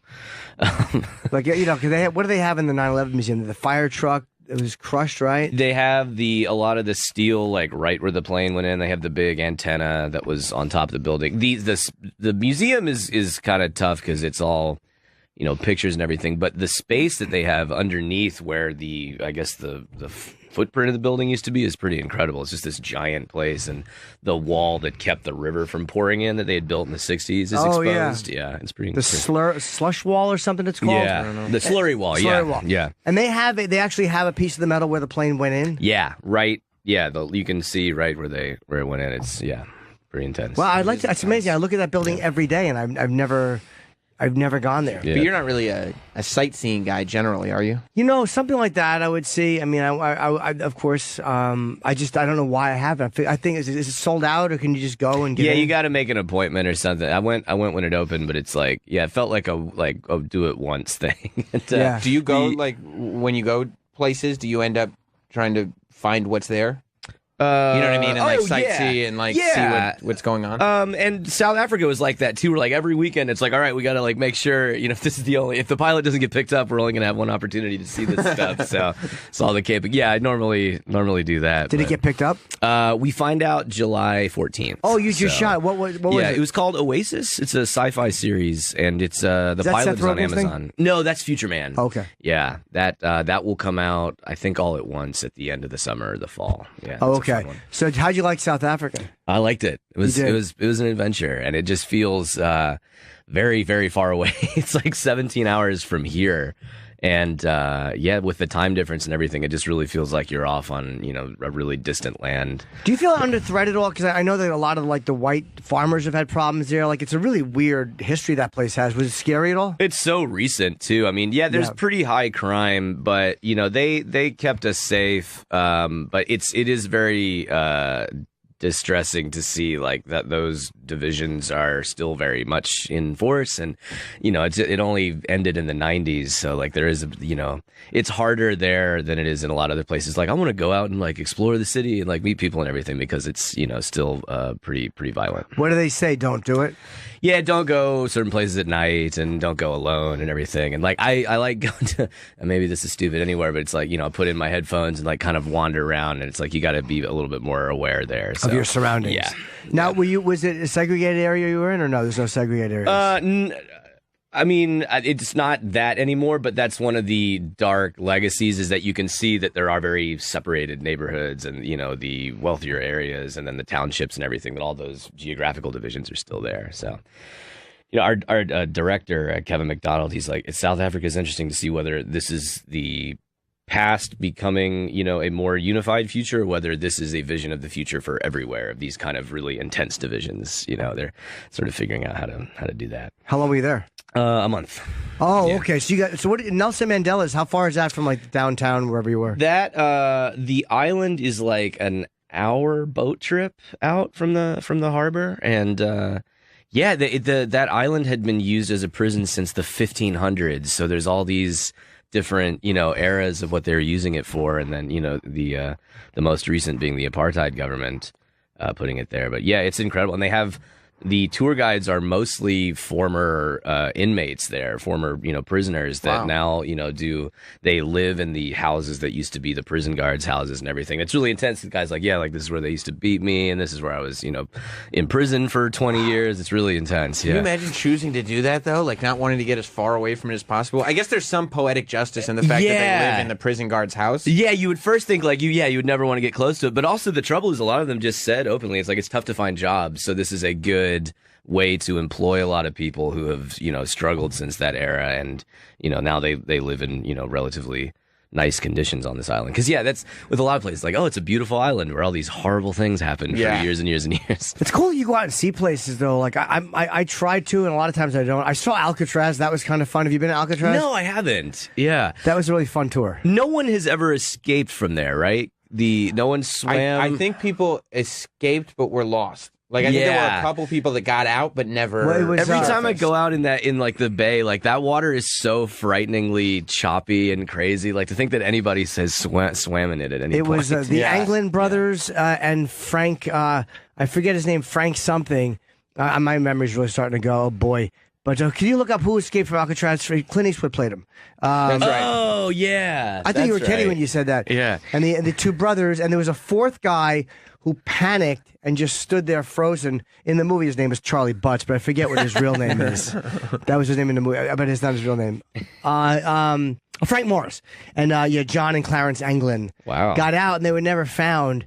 So they don't know. They had these little things from Popular Mechanics that they blew up, and they were going to swim. Yeah, you want to romanticize it and think that, like, the same thing with D.B. Cooper, that, like, somewhere out there. But, the way nature works, like, we kind of know what happened. Yeah. There's a reason why people don't resurface. Yeah. You never know. But then again, back then it was easier to disappear in the 60s and 1970 because everything wasn't digitally tracked. That's true. Yeah, but it's also really easy to disappear at the bottom of the bay. It certainly is. I think that's probably where they disappeared to. But they're not in jail anymore. They never found them. No, they never found any trace of them anywhere. But they said there was. I've read that they got picked up by a boat, but eventually I'm sure that somebody would have I'm the guy. After the movie came out, somebody would have come forward and said, that's me. What's nuts that people do it now, like those guys in upstate New York who escaped the maximum security prison. Yeah. Like, you'd think we'd have the technology that you can't, just can't happen. But And that woman who was like blowing one of them. Oh, they had help. That's how they did. Yeah. That lady who worked there and she couldn't get enough prisoner dick, and she fucking helped them get out of jail. And then, but she didn't help them on the night of the escape. She bailed out. Oh yeah. Right. Oh man. But it still came out that she was blowing all the prisoners. You know how mad you must have been if you're fucking having sex with her? She was like a 3. And then you're fucking her and she just doesn't help you get out of jail. Yeah. She doesn't show up with the car. Yeah. And that was I've why. been sawing through this wall for a year. What was that, Travis? Tilly. Tilly, that's Tilly right. Her was her name name. was Tilly. Yeah. I think they're making a movie about that. Are I they hope really? so. Yeah. Yeah. I hope so. I feel like there's a renaissance right now going on for you. Oh, thanks. You know, it seems like there's just I don't know, you're popping up all over the place, and there's this huge interest in what you're doing like now, which is kind of awesome. Yeah. It's got to be. Do you credit that to anything specific? Was there one project or something that like Always Sunny or whatever that started getting fun. people's attention again? It's tough to put to identify the moment, and my goal was always just to work on as many projects as possible and do as many different characters as possible. I think Silicon Valley has probably been the one of the biggest parts I've gotten recently, and it's a cool show to be on, and it's been on for so many years, and to go on a show that I've been a fan of for so long, like that's been a cool thing. But I did Amazon's first streaming series, Alpha House, in 2013, and that was kind of when even though we shot that here, I went to school in New York City from 2006 to like 2011, and then like 2013 is when I started like going back to LA and started doing shows again, Getting back into it. Yeah. Why is TJ leaving? TJ Miller, they say he's leaving Silicon Valley. Yeah, why? Yeah, this is last season. I think he just wanted to bring a character to an end, and that he and HBO mutually made the decision. But it's I know what happens to his character this season, but I can't tell anyone at this point. But I'm seeing him tonight actually at the premiere for his comedy special, which is also for HBO. Oh, so, I saw. You know, it's funny. I don't know if I sent it to him. I saw a really cool poster. I was in Times Square and there was a giant TJ Miller. Yeah, I might have tweeted it or something. It was a really cool. It's got 2 words. The name of it. What do you know? What the name of it is? Meticulously Ridiculous. Yeah. So he's a funny dude, man. Yeah, he is. Yeah. HBO's been pushing that comedy special hard too. Every episode show. of Silicon Valley before it starts. Really? There's a commercial for the comedy special. Yeah. Well, they've been pushing. They pushed. Who's the guy that gets the show? He's black comic. Oh my God, Gerard Carmichael. They pushed his special, but he's really funny. And I was in LA, and he had like the side of a building. Like HBO, I think because of Netflix, they're pushing the specials that they get very hard. It's actually probably a really good time to do an HBO special, because they're going to promote you more than they probably would 5 years ago. Yeah, right. That's true. Yeah, Netflix is always a surprise just when I turn on the app, and it's like, this 3 Dave Chappelle specials. Oh my God! Once a week, they're releasing a special. It's amazing how many people are doing. But sometimes you just won't see it, and it'll be like, oh my God, look who's got, like, Jim Norton's got a new special. Yeah. That's a month old. Like, where have you been? That's the good part, is that nobody, it just sits there. Yeah. So people can just look you up and go and get it. That's kind of the great part. The bad part is you're competing with Chappelle and Louis. Right. Did you leave acting to go to college?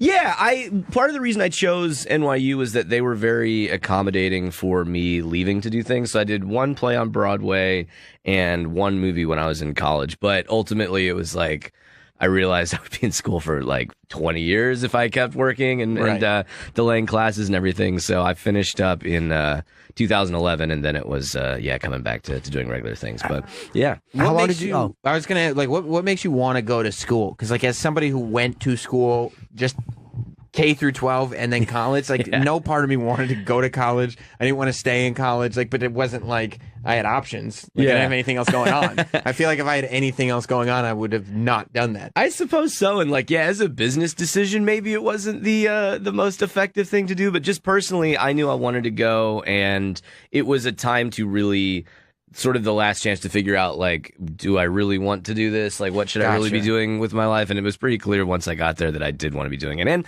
And just the experience of I went to theater school, so learning, techniques for stage and everything, I think was really helpful and continues to be helpful on stuff that I'm doing now. But even if I hadn't wanted to, my mom is a 6th grade teacher and both my parents were very pro education. So from a very young age, it was like I was going to finish college. I was going to finish everything, and was glad to do that because you can always go back and do it. But there's just something about being like 18 and being in New York City and, meeting all those people. And it was, making really good friends that now it's fun because they are popping up. My friend Sarah Sutherland is on Veep playing Selena's daughter. So that's awesome. Another person from my class, Olivia Sandoval, is on Fargo this season. So it's cool. That's great. Yeah, cool to Those see are people great everywhere. shows to be on. Yeah, like Silicon Valley, Veep, and Fargo are like 3 of the best shows to be on. It seems like, it's funny. People, like child actors who become successful adult actors, a lot of them have had a break for college. Like yourself, you're doing well. I mean, Brooke Shields, Jodie Foster. Yeah, she went to Yale. Yeah. Yeah, I mean, sometimes that break, then all of a sudden you come back in a couple of years. It's not a long layoff, but just a couple of years, and people are like, oh, okay, this is the new person now. Yeah, it's nice to have a foundation outside of the industry, and that's the time when you really establish that, I think, is having, friends from outside the industry and just a life outside of doing shows. And to get that's a smart thing. I never even occurred to me that thing that you said just a minute ago, which is you get a second to get your head together to figure out if you actually want to do this. Because when you're a kid, it's like, it's cool to be on a commercial. And then, of course I'll do this movie. And then you're on this cycle that you, at some point, have to ask, like, did I choose this? Like, is this what I want? And if you ultimately decide you don't want to do it, like having no other skills, no skill sets. So How much did you get laid in college? Because I'm sure you still. Oh my God! Being in 2 iconic films, and more than that, but I mean 2 iconic films, very recognizable. You must have been fucking dumping all over the place. I don't think those were helpful because, like, being a kid in those movies, I hope no one was watching that going like, oh yeah, I want to fuck that kid from the Ghost movie. Robot, but no, I'll just say being in New York at 18 it was a good time. Being in theater school, great group of people. Yeah, it was. But even if you're a kid, you were nominated, right? As a kid. Yeah. So even if you were a kid, then you can still go to theater school and be like, well, I mean, as an Oscar-nominated performer, what I would do here, and that's got to help. I mean, it doesn't hurt. It doesn't hurt. No. What was nice though is that a lot of the people at the program at NYU were more experienced than me in a lot of ways. For stage and everything. One of my friends got hired right out of college to do Cirque du Soleil, so you had this very broad, diversity in people's skill sets that was cool to be around. Yeah. Who beat you when you got nominated? Who won that? Michael Caine. What the fuck has he ever done? Michael Caine. What was it for? For Cider House Rules, and we worked together like a year after that on Secondhand Lions too, which was pretty cool. So did you when you're a kid, like how does a kid react to being nominated for an Oscar? Like did you want to win? This is the way a kid wants to win anything, or did you not even really get it's the whole thing? It's like a whole season of press and promoting it and like other award show. Like it's the last award show of the season, so by then you've done like the Golden Globes and SAG Awards and all these other things. So I trying to remember my mindset back then. I don't think I like really wanted to win. Like you didn't cry when you lost. No. How old were you? 11. Okay. And I mean I had just met with Steven Spielberg for the first time before the Oscars when he was getting ready to do AI, and he was like, I'll tell you the best part about this whole thing. He's like, at the Oscars, pay attention during the commercial breaks because you'll see all these big stars that running around like fans to meet people that they're fans of, and that was like the coolest part about it is like, you just have this incredible assortment of people. I mean that year the category I was in was Tom Cruise, Michael Caine, Michael Clark Duncan, and Jude Law. Oh my God! And it was just cool because that's a set of 5 people going to all these to the luncheon and everything. So you met all of them. Yeah. And at one point during the Oscars, Jude ran over to me. The first time I met him, he was like, "It's a secret, but apparently we're playing robots in this new movie." And we're like, "Oh yeah!" Like it's kind of a cool moment. Oh, that's great. Yeah. So you enjoyed the experience? Yeah, it was terrific. How did your parents protect you from the whole thing? Because the industry can be, if you don't enjoy it can be a pretty toxic place. Well, just by being there. I mean, my dad was usually the one with me, and he was a big part of me learning how to act because he studied theater in college. He ran a theater on Santa Monica Boulevard in the 80s, so a lot of my training came from his techniques and everything. But they just were always on set, and now it's kind of crazy to me because it seems like a lot of work doing a show. And when I was a kid, you also have to do, by California law, 3 hours of school every day with a tutor. So there was that on top of shooting everything. So school was a big stabilizing thing because I went to a regular elementary school, high school, and, finally finished up in college. So having that foundation, having parents around, I wasn't going to the weird parties or anything when I was a teenager. And you're also promoting, we only have a couple minutes before the computer cuts us off, but I want to promote what you're here for, which is the AOL Build Series appearance, Friday at 4 o'clock. I've done an interview there. It's where you kind of go in front of a live studio audience, and the guy sits there. It's a really fun interview. Yeah, I did it once 2 years ago, I think, there. And yeah, it's really fun. It's a great space, and people get to ask you questions, I think. There might be a Q&A. There is, yeah. So if you can get there, it's downtown somewhere. I don't know, wherever the AOL Build Series is, or at least watch it. 692 Broadway. Yeah, by Astor Place. It's an awesome interview, and it's a very it's not like doing a typical TV interview. It's actually a very comfortable, kind of like a relaxed radio interview. So I suggest you watch it on AOL, or at least go to it. They're all on YouTube too. You can go back and just kind of scan through them, and they're really, they get amazing people. I think General Stanley McChrystal is also there the day that I'm there. So yeah, it's always like, oh wow, Richard Gere was there the day I did mine. Oh, cool. Yeah. I had to get a photo with him. Yeah. But so just to suck up, I let one of his assistants use my toilet. What do you mean your toilet? I had a bathroom in my dressing room. Oh yeah, like Pavarotti. I carry a giant fucking gold toilet. It was in my dressing room. I'm like, all right, you can use it. So they felt bad saying no for a photo. Yeah, that place kind of feels like a place from Silicon Valley sometimes too, because the decor is really like fun, and like there's always like people applauding for each other. What I find amazing about like Silicon Valley is that somehow, like Mike Judge, it's such a maybe he just knows, but it's such a ballsy thing to do because it's a funny show. But he also has to have this expertise in that world because the people who actually work in Silicon Valley and the people who work in programming and all this stuff have to, it has to stay authentic. Yeah. At least on some level to them. Absolutely. Right? Yeah. And he's just so smart, and since the beginning of his career, just always seems to know exactly how to plug into that experience of what it's really like to work in an office or to work in the Valley or something like that. Yeah. And the guy, all these outsized characters that, are somewhat mirrored on the show. Like, it's funny because I think he said this, like, they always think that they're making fun of someone else, that, like, they're the cool guys. Like, Mike Judge is actually making fun of this other guy. Like, so. Are you back next season? Hopefully, yeah. It's not Game of Thrones, so luckily there isn't a bloodletting at the end of every season where everyone dies. There's, I think, with that show, depending on where the story goes, you usually see people floating around in the future. So. Yeah, there's rumors that you're going to have a bigger part because TJ's leaving. That's just what the rumor is. Yeah. I'm sure they would never tell you that. I don't know anything. You would have no way of knowing. Yeah, and that character can't be replaced either. Like, he, created such an original character for that show. So he'll be missed, though. I'm always amazed people walk away from a project that's working, but some guys are just, they know when they're done. Yeah. Some guys just feel comfortable. Yeah, I think he said it's like there's a natural end for the character in this season, and he figured he'd take the opportunity to, to stick the dismount there, I guess, so to speak. Yeah. I'm kind of in awe of a lot of the creators that you've worked with. Like, of course, M. Night and Steven Spielberg and all that, but Mike Judge is on the list too, and like Kevin Smith too. Zemeckis. Yeah, that's right.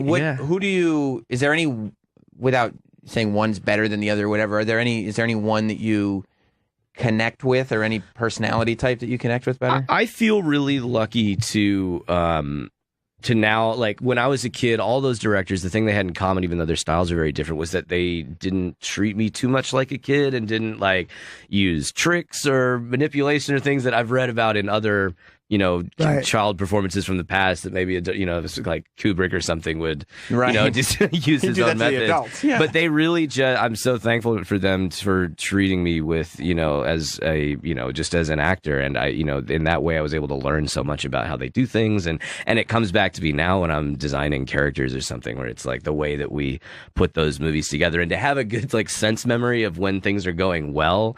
Like when we were shooting The Sixth Sense, like, everybody on set, like, really got along really well because there's this feeling of like, if we don't get in the way of this great story, like we're going to have a really nice piece of work on our hands. So that's sort of the atmosphere that I go towards. But now it's fun as an adult because like with Kevin, like who's such a generous and accessible person who you can, to be able to text with that guy, or the Bill Kennedy and Isaac Feeder, who are the writer and director of this film I did, Sex Ed, like now being friends with these people and, just having that kind of inspiring relationship is really fun. More Best of Jim Norton and Sam Roberts right now. Hello, Welcome. sir. Roger Stone. Into How are the studio, you? Roger Stone is here. Gentlemen, What's How are going you? on? everything's everything, as Strom Thurmond used to say. People are very excited about you being here. Did you know Strom Thurmond? I did. What kind of guy was he? Because you never heard terrific things about him. Was he a nicer guy than people? People thought he was an old, awful racist, or was he not? He evolved. So when it was popular and necessary to be a racist in South Carolina, he was a racist. But he appoints the first black U.S. attorney, a number of African-American judges, and he always does particularly well late in his career, on the African-American community. On the other hand, as a lecher, the guy got more ass than a toilet seat. Did he really? Very, very active. Got laid Is a that lot. right? Into his 90s. Wow. Good for him. Yeah. Good for him. He was, some called him Sperm Thurman for that reason. Hey, how old do you think he was the last time he got laid from a stranger?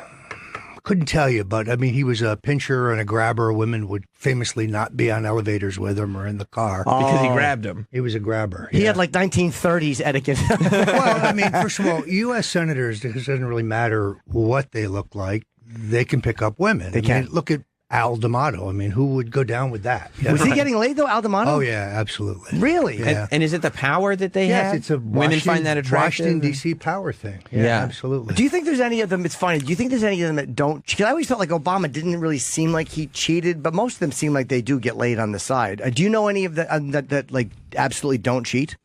Well, I'll put it this way. Dwight Eisenhower had a little action on the side when he was the commander in the European theater. Dick Nixon had a girlfriend in China, red hot. Really? Yeah. In fact, at one point, J. Edgar Hoover and the FBI became so concerned about this. This is while Nixon's out of office, while he's a former vice president, that they know that Nixon is going to go to Hong Kong to have an assignation with this gorgeous Chinese woman. So they asked British intelligence to get photos. And, of course, they take photos of Nixon and this woman through a hotel window, a hotel room window. This is like 1965. Nixon becomes president in 1968. Hoover comes in to see him, says, "Mr. President, look at these pictures. You don't have to worry about this at all. They're safe with me." Right? Total blackmail. We talked about this yesterday. Maybe you'll know the answer to this. Because Hoover had denied that there was a mafia. And, everybody knows him and Clive had a whole thing. So what was there? Did Sam Giancana or one of those guys have information on him which kind of, where they kind of had Hoover over the barrel? Well, he, as you probably know, was an inveterate gambler. I didn't know that. He loved betting on the ponies, particularly, and he would go out to California, stay at a resort that everybody knew was mob-owned, and it was widely thought that that's why he kept saying there was no mafia. To the extent there is, it's a local police problem, and so on. On the other hand, I don't think the mob was telling Hoover what to do. I think Hoover was telling the mob what to do, kind of protecting it. He had his own kind of agenda, and they fit into it. Okay, so it might have been more of a gambling thing. We weren't sure if it was the gay thing with Clive Tolson that they kind of knew. For those, I knew people who knew Hoover in the day, and they said that he was so discreet and so closeted that there would be hard to find. The whole idea of Hoover being a cross-dresser, that's all nonsense. It is nonsense. Okay. That came out of a very bitter divorce proceeding between James Rosensteel, who owned the Shenley liquor fortune, and his wife. That's not to say that Hoover wasn't gay. He was just closeted about it. And he wasn't going flamboyant. crazy. Okay. Right. Because there was an FBI agent named Melvin Purvis, I think. Yes. That he had tried to, he wanted to have sex with. It was all this weird shit. Yeah. I love him. So you've just been fascinated with political gossip for your whole life? Well, I think everyone is fascinated by gossip, whether it's show business gossip or political gossip. And show business is, as you know, politics is show business for ugly people. Right. I've heard you say that Yeah, before. it's accurate. Now, when you say stuff like that, like you and we watched the documentary that Netflix did on you. Amazing, by the way. great. I mean, So so good. good. But it's obvious that for a long time now, you haven't really cared whether people like you or not. And part of that is because, right, you're not running for office. You Right. don't need that popular vote. But now that you've become so public, do you think that it affects people to be associated with you? Meaning if a candidate comes out and it's like known that Roger Stone is his guy, isn't that Roger Stone hatred going to come back and hit the candidate? Well, you certainly have the possibility that if I'm involved in your campaign, that I could become a focal point of the debate, and that's not a positive thing. Which is why, I write, one of my rules is use a cutout, lay low, play dumb, keep moving. And then there's the three corollaries. So I think, yes, look, I've cultivated this reputation as a rogue. Politics ain't beanbag. It's a rough and tumble sport, particularly in the United States. It's a contact sport, which is why the Democrats would like me to be a patsy and pin this Russian nonsense on me. But I've called them out. I mean, Feinstein, Mark Warner, Al Franken, who, by the way, was never funny as a comedian, even less funny as a U.S. senator. They've all gone on national TV in a public hearing, and they've said things that are demonstrably, provably false. All I'm asking for is the opportunity to testify in public, just as I did, and straighten the record out. So is that what happened with Trump, that you became early in the Trump campaign? You were a pretty big focal point. You were on the cover of magazines and stuff like that. And there's the story breaks that either he fired you or you quit or something. But, the general theory is that you're still acting in that advisory role. Do you realize at that point, I need to be behind the scenes, and in order to do that, you need a different guy in charge?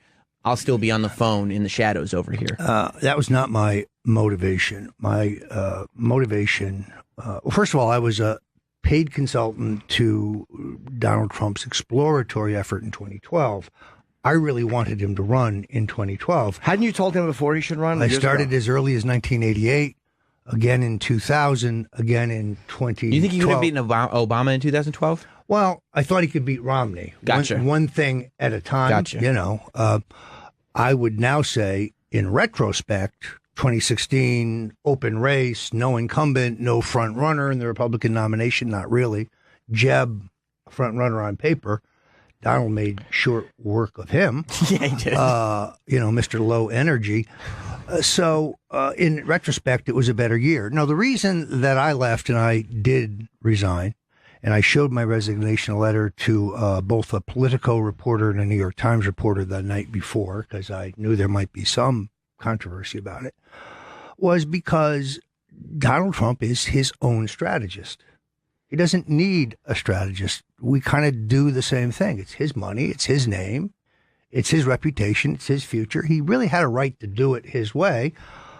He formulated a campaign that was entirely communications based. In other words, he would go in, do these giant rallies, get 35,000 people show up, knowing that the cable networks would show it wall to wall. That's a multi-million-dollar paid TV ad, really, in a way. Right. I also knew that while they may have helped him to the nomination, they would turn around and try to screw him in the general election, which, of course, they did. So, and also I had enough dealings with Corey Lewandowski to know that he was a weasel and a liar, and not particularly talented, and therefore I didn't. At 64 years old, I had no intention of clearing what I was going to say. You didn't want to have to go through him, yeah. Not happening. And then, as I indicated in the film, one of the requirements was, well, we need your strategic advice. We'll pay you this money, but you have to sign this agreement that you won't talk to any reporters. Well, that's like saying to me, you know what, we want you on board, but you can't eat any food between now and... Right. And this is what I do. Right. Did you refuse to sign it? I just declined. I mean, I thought I could be more helpful to Trump from the outside, And if you go back and look, the day after I left the campaign, I'm out doing surrogate speaking about why Donald Trump will be a great president. Can I ask you, because you also mentioned that like he made short work of Jeb Bush, which he really did, and he made the Republicans, he made them all look like rank amateurs, and he made Hillary look like an amateur. How would he have done against a guy like Reagan or an early 90s Clinton, who were a little bit, seemed like a little tougher politicians? Would he have had the same easy time with a guy like Reagan, or would he not have had that type of a time? Well, Reagan is unique, but also the electorate in 2016 is unique. You've never seen this level of anger, disillusionment with all politicians, all parties, all political institutions, Congress. The people are fed up. They've never had this level of anger, not even in 2012. Right. No, it was true. building, but it wasn't there yet. And Reagan, it was just a different time, although I would argue Reagan and Trump have many of the same attributes. slogan. Well, same slogan and many of the same attributes. Here's the difference. Trump owns the slogan legally. And if you put it on a hat without his authorization, he will sue you so fast your head will spin. So did you guys, when Lewandowski takes over, do you know that that's not going to last? Do you do anything to sabotage it at all, or do you just let it? He sabotages it himself. Yeah. Trump lost the Wisconsin primary. Then he lost the Louisiana delegates. Then he lost the Colorado delegates. Then he lost the North Dakota delegates. And when that's happening, are you on the phone going, Donald, like, you got to get rid of this guy. You got to get somebody else in. You're losing. We can't. No, it worked the other way around. He called me and said, can they really steal this nomination from me? And I said, not only can they, but they're going to try. Look at the 1952 fight between Robert Taft and Dwight Eisenhower. There's a great book on this written by a guy named Herbert Brownell, who is a former attorney general, who plotted the strategy. The Republican convention is not regulated by state or federal law. It's regulated by its own rules. So the convention could pass a rule that says only people wearing red hats may vote. And that would be the rule. So it's a Byzantine process. And it was very clear to me that the Republican establishment, having been rolled over by Trump in the primaries, was going to try to hijack this. And with that odious clown, Ted Cruz. I mean, do you know why people take an instantaneous dislike to Ted Cruz? It is an instantaneous thing. Why? Because they're only saving time. I mean, this guy is just a weasel. Yeah. And he's been a conservative for, I don't know, at least 15 minutes. Can I ask you, you were accused, by the way, were you accused of being the one, there was these rumors that he had a bunch of extramarital affairs and someone tied your name to that. Was that unfair of them to tie your name to that? He was upset because there was a National Enquirer story on this, and there's a quote from me in the story. And I did say in the story, if this is true, it will be a real problem for his campaign, given his support from evangelical Christians. That doesn't mean that I planted the story. In fact, I didn't. I think the story came from Marco Rubio's campaign. And I merely commented on it to make sure it got into print. Right. Yeah. That's you furthered it. And if Ted Cruz thinks he's going to run for president again and these same issues are not going to come up, well, I think he'd be mistaken. And sorry, Sam, the disinformation I wanted to ask you about, because you mentioned that in the documentary about how disinformation is so important, and you've only been a part of it once, and that was when you were very young. What is a really, really popular piece of disinformation that has been out there that you had nothing to do with? Lee Harvey Oswald killed Kennedy and he acted alone? See, Nonsense. Ridiculous. I actually believe that now, and I was always a conspiracy guy. You need to read my book, The Man Who Killed Kennedy, The Case Against LBJ. Well, if I can get a free copy, I know where that could be had. I would read it because but I was a conspiracy guy, and then I started believing. Actually, Bugliosi's book kind of convinced me after. You didn't like it? No, I would see. He went into a debate with the lawyer who used to wear the fringe jackets on this question. The Jerry Spence? Yes, Jerry Spence. And Bugliosi prepared for the debate, and Spence was coasting, and Bugliosi, I think, did win the debate. I would have been happy to debate him, having read his book. I have debated Gerald Posner, who wrote Case Closed. Very vigorous debate. Posner's a really smart guy. He's just got a weak case. The forensic evidence, the anecdotal evidence since the Warren Commission is so overwhelming. I'm not sure how anyone could believe that Oswald killed Kennedy and he acted alone. And then they say, well, why did he kill Tippit? Well, he didn't kill Tippit. the shell casings found on the ground where Tippit is killed are from an automatic. Oswald is arrested with a revolver.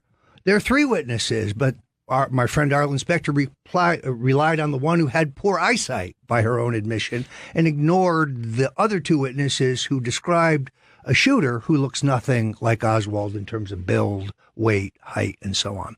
Yeah, it's funny. I've read a whole bunch of stuff on it, and I finally found like none of the conspiracy theories held up for me. They just didn't. But what could be more of a conspiracy theory than the idea of a bullet changing directions 3 times? I've also heard. I can't do a lawyer's job of explaining it, but I've heard the quote unquote magic bullet theory explained and how the diagrams get it wrong, and where he was actually not sitting, where a lot of the diagrams show he was sitting. And in '78, when they did the House Select Committee on Assassinations, I think that they said that the acoustic evidence was questionable, but Michael Bodden and those guys kind of said that the medical evidence held up. And that was just what convinced me. I have never relied on the acoustic evidence. I thought it was weak. Interesting, but weak. Here is something that is undisputable. Gerald Ford, at the request of J. Edgar Hoover, with a pencil, changes the chart from the autopsy, moving the wound from JFK's upper back to the base of his neck to accommodate the magic bullet theory. The New York Times reported this. It was not learned until those documents were declassified in the 70s. And they asked Ford why he did it. And he said, well, the country needed clarity. No, I think the country needed truth. But there you have it in his own hand. He didn't deny it. I find that pretty compelling. I can't debate that because I haven't heard it. So yeah. I can't. You got to read my book. Yeah, I think you'll like read it.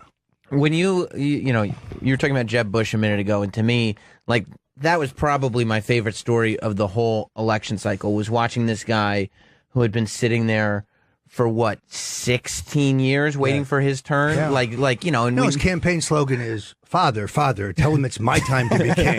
Yeah, and, he watches his brother, who I don't think in his head was ever supposed to be president until he decided to be president, and go, okay, you know what? I'm going to help him get it, and then I'm going to wait, and then it's going to be my turn. Yes. And everybody before Trump gets in is saying, well, of course it's going to be Jeb. People were already complaining, another Bush Clinton, another Bush Clinton. Yes. And just like that, Jeb Bush goes, he gets destroyed, and you could see it on this guy's face, like his whole worldview of what life was going to look like, his destiny. You and Donald Trump changed his entire lifespan. Yeah, no, I think there's no question he thought that this would be very easy. The vaunted Bush machine, which really had a stranglehold on party money. Mm-hmm. The problem was that he had no spark. He had no energy. It was like, I want to be president because it's my turn, not because I have a vision for the country. I remember him saying to Trump in one of the debates, you can't insult your way into the presidency. Oh, really? Yeah. So, Andy, I mean, look, I think he's very hypocritical. He's a giant drug warrior, and given his own past as both a user and a pusher, I think it's pretty disingenuous. I just find that, as I do with John Kasich, very phony. But as a man looking at another man, like just emotionally going through this, was there any part of you that was just like, I took it away from him? Or was it prideful, like, I won? He probably would have taken it. We'd probably be in war at Syria already. Probably given them the no-fly zone, which is the open invitation to the Russians to have a thermonuclear war. Didn't we have enough of that? I mean, I really think that Karl Rove is a genius in the sense that he was able to sell within the Republican Party the notion that George W. Bush kept us safe. No, he didn't. 9/11 happened on his watch. Yes, which Trump pointed out, by the way, loudly. To Jeb in a debate. And the truth is that there are some 22 individual complaints to the Florida Department of Law Enforcement about these guys in Sarasota who are training at a flight school and seem to have a great interest in learning how to take off, but no interest in how to land.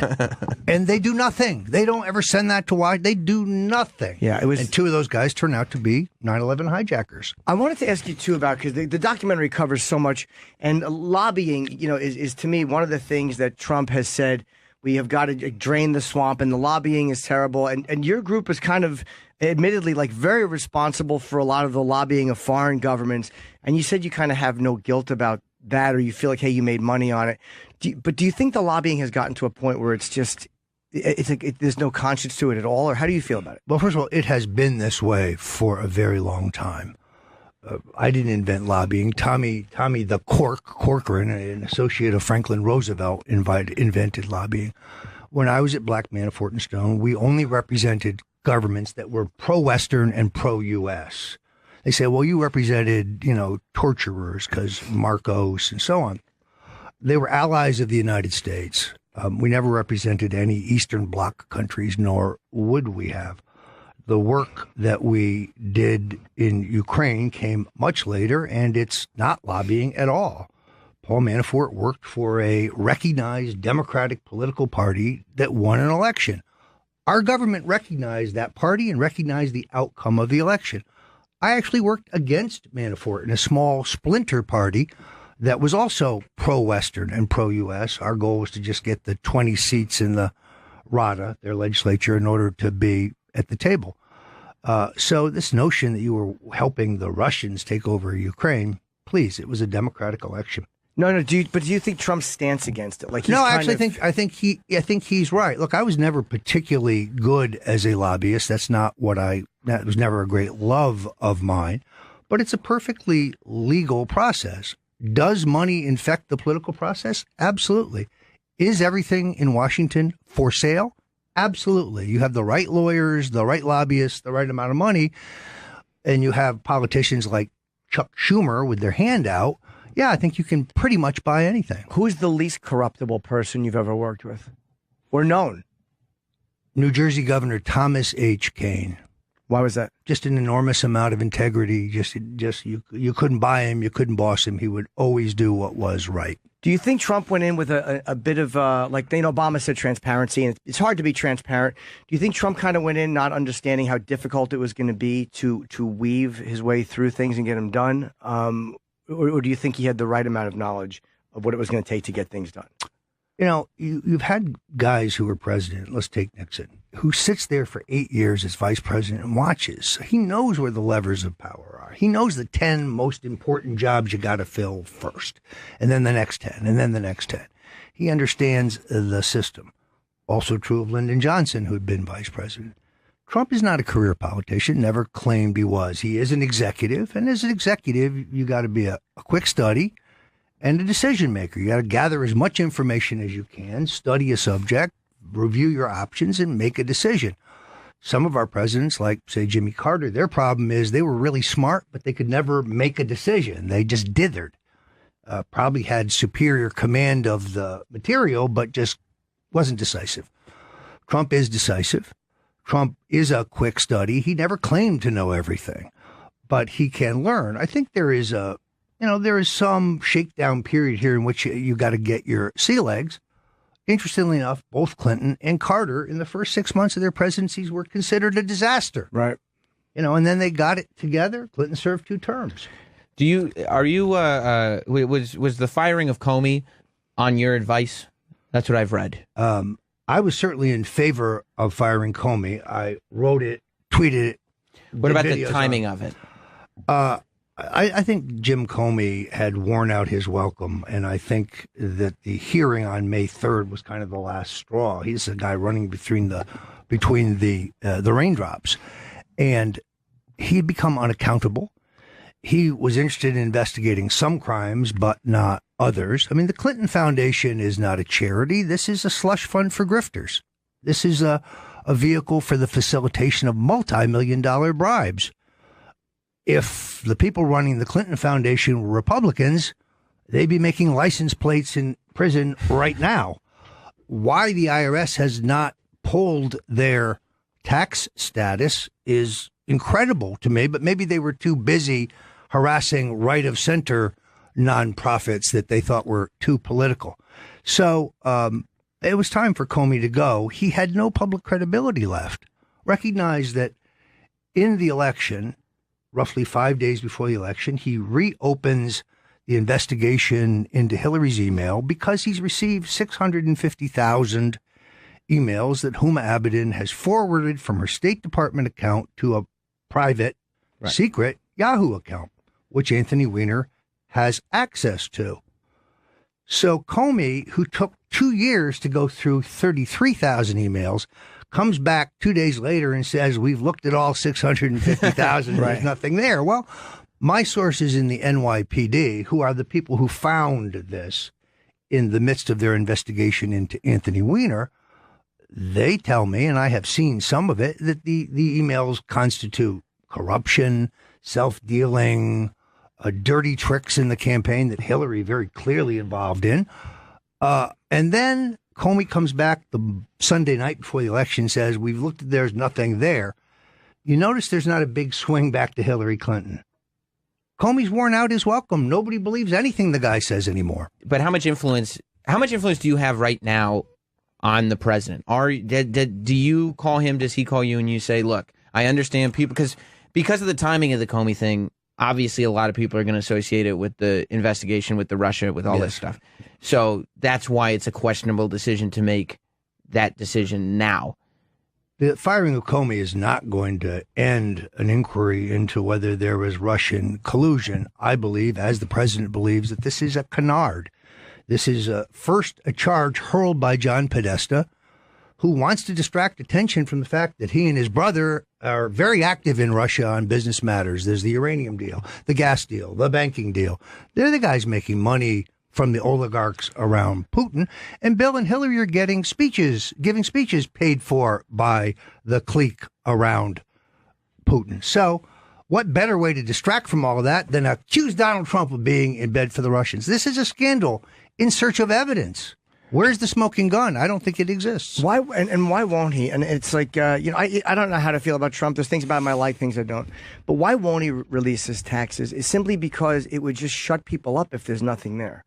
It would shut people up. And it does seem that as the president, we kind of have the right to know that. Like, I believe in your privacy. But when you're the president, we have the right to know, I think, a lot about you. And the fact that he's not doing that seems shady. And it doesn't seem like there's any reason for it. Well, if you go back and look during the campaign, I was in favor of him releasing his taxes because I honestly believe there's nothing there that's particularly interested. He made a lot of money and he did have a big deduction. That became clear. It was perfectly legal. It was funny how some people tried to imply that was somehow tax evasion.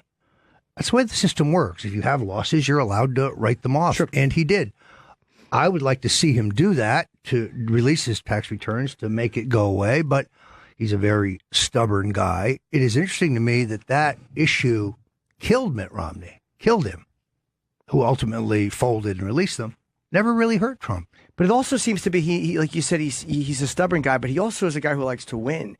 And as a guy who likes to win, if there's nothing there and it would shut them up, what better weapon than to shove that in their faces and there's nothing there? I mean, that's the ultimate victory. It's not something I can opine on because I've actually, honestly, never discussed this specific issue with him. But it's clear from his public comments that he feels strongly about it. How often do you talk to him? From time to time. That's all you'll say? Yeah, look, I've never been willing to characterize the content or the scope or the frequency of our conversations because I'm smart to know that if I do, they'll end. The president, the president has the right to some assumption of confidentiality that you can talk politics or about anything, and he's not going to read about it on the front page of the story. Well, then let me ask you about Bill Clinton, because in your book called "The Making of the President" 2016, you specifically say, we talked about, remember, Jim, when we talked about the black kid who said he was Bill Clinton's son? I do remember him, Like, you flat out say he is definitely Bill Clinton's That's son. my view. First of all, I've interviewed his mother, his aunt, a number of other people in his life. Mm-hmm. They've all passed polygraphs. It is clear that Clinton is supporting the kid financially from the time he's born to the time that he becomes president. It also helps that he's a dead ringer for Bill. He has Bill's charisma. He's got Bill's gift of gab. He's very charming. This was the woman who said that Bill fucked her in the bushes. In the bushes, projects, we, right? we talked about that quite a bit, how he was just jogging by and decided. Fucked her in the bushes in the projects. Yes. Raw dog. And in 1988, there's a very extensive attempt to foist a DNA test on the public. The Star tabloid, owned by a Clinton crony, and whose general counsel at that point is David Kendall, Clinton's lawyer, obtain the DNA evidence from the famous blue dress, which is attached to the final summary of the impeachment report from the special prosecutor to the Congress. The problem with that is it takes two different DNA tests compared to legally determine who a parent is. So they only have half a test. The other half, even though it says in the text that they conducted both, the results for only one test is attached. Therefore, utilizing that data could only be inconclusive. Right. It's not enough information to say that Danny Williams is Bill's son, and it's not enough information to say that he's not Bill's son, which is why Danny is preparing to file a paternity suit in Arkansas to try to get to the bottom of it. Let me just finish by saying this. Danny Williams works in a meat packing plant by day, works at a 7-Eleven at night to provide for his 5 children. His father is worth $400 million. Talking about Bill Clinton. Time for Bill Clinton to step up and do the right thing. Now, there was also questions, too, about you tweeted about, I guess, Podesta's hacked emails before they became known. That's untrue. It is untrue. Okay. Yes, I did tweet on August 14th. Now, recognize the context. The Democrats are laying the wood to Paul Manafort, an usher in my wedding, my friend of 40 years, accusing him of all kinds of malfeasance in Eastern Europe. I have seen the opposition research on John and Tony Podesta and their very active money-making activities in Russia involving oligarchs close to Putin. And on August 15th, I say, Podesta's time in the barrel will come. I never mention email anywhere. You didn't say Wednesday or something? No, that's a different issue. We'll come back to it.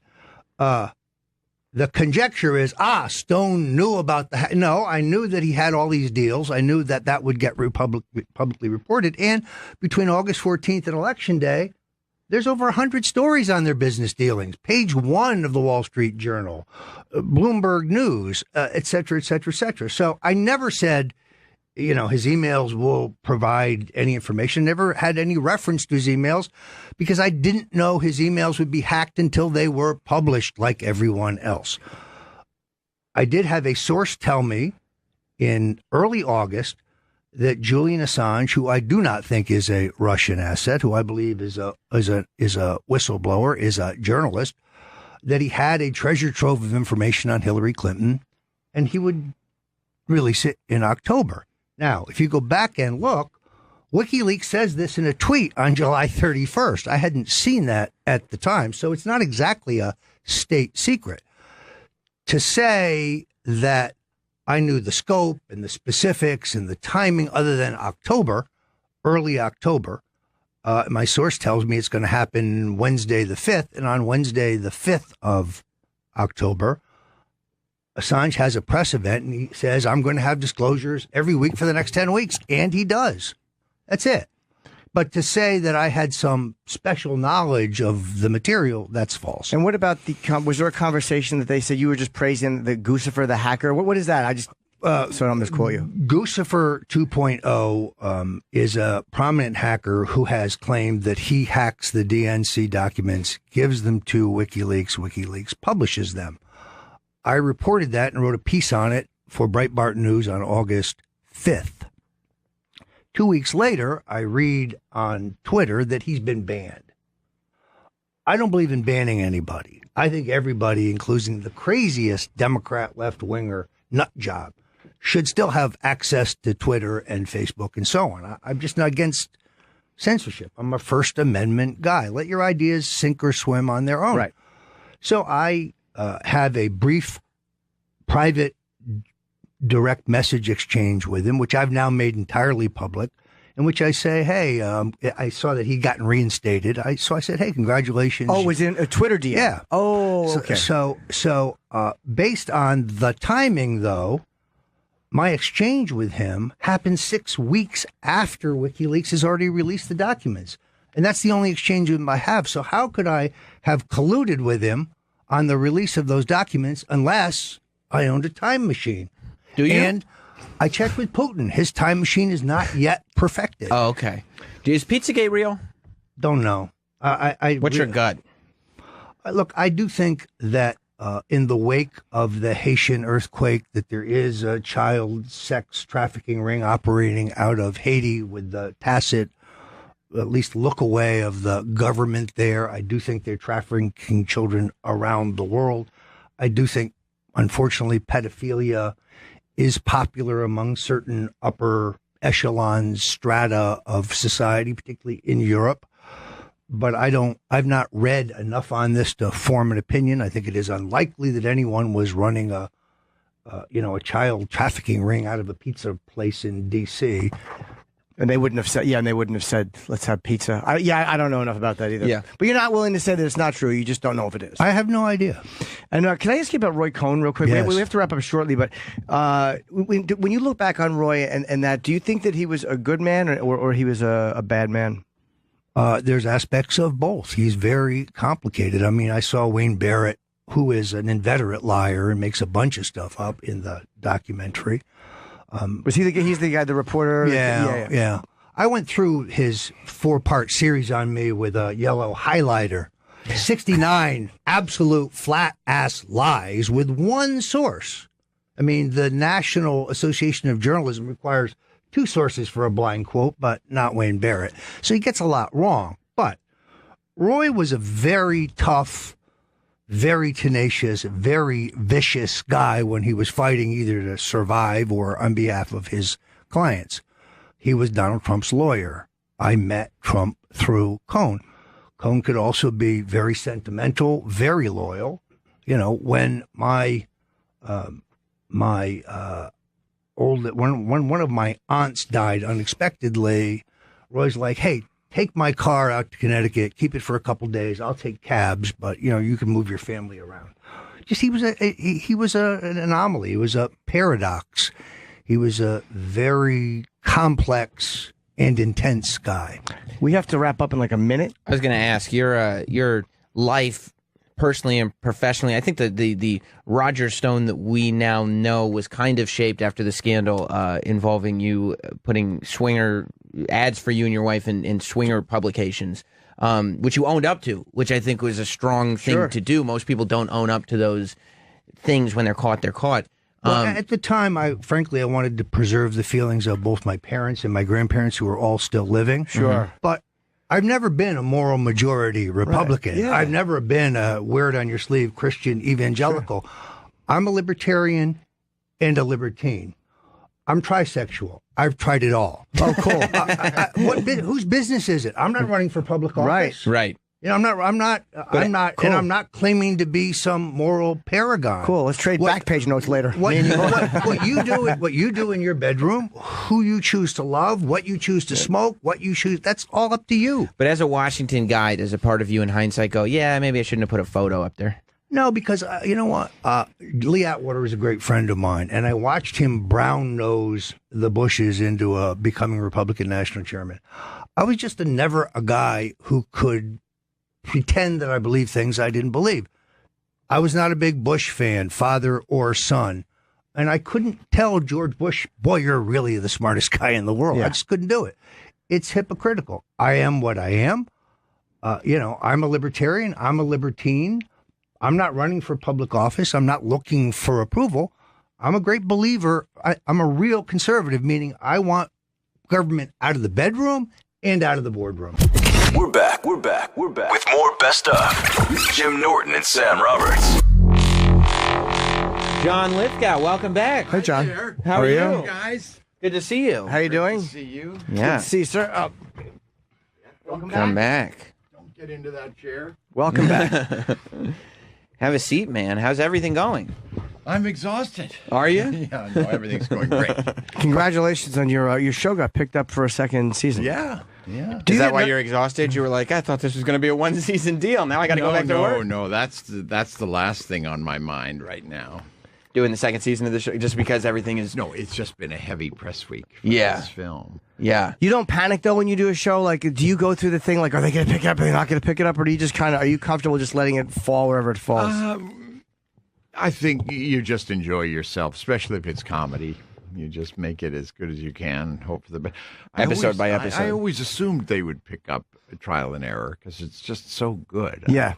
really a terrific, smart comedy. Yeah.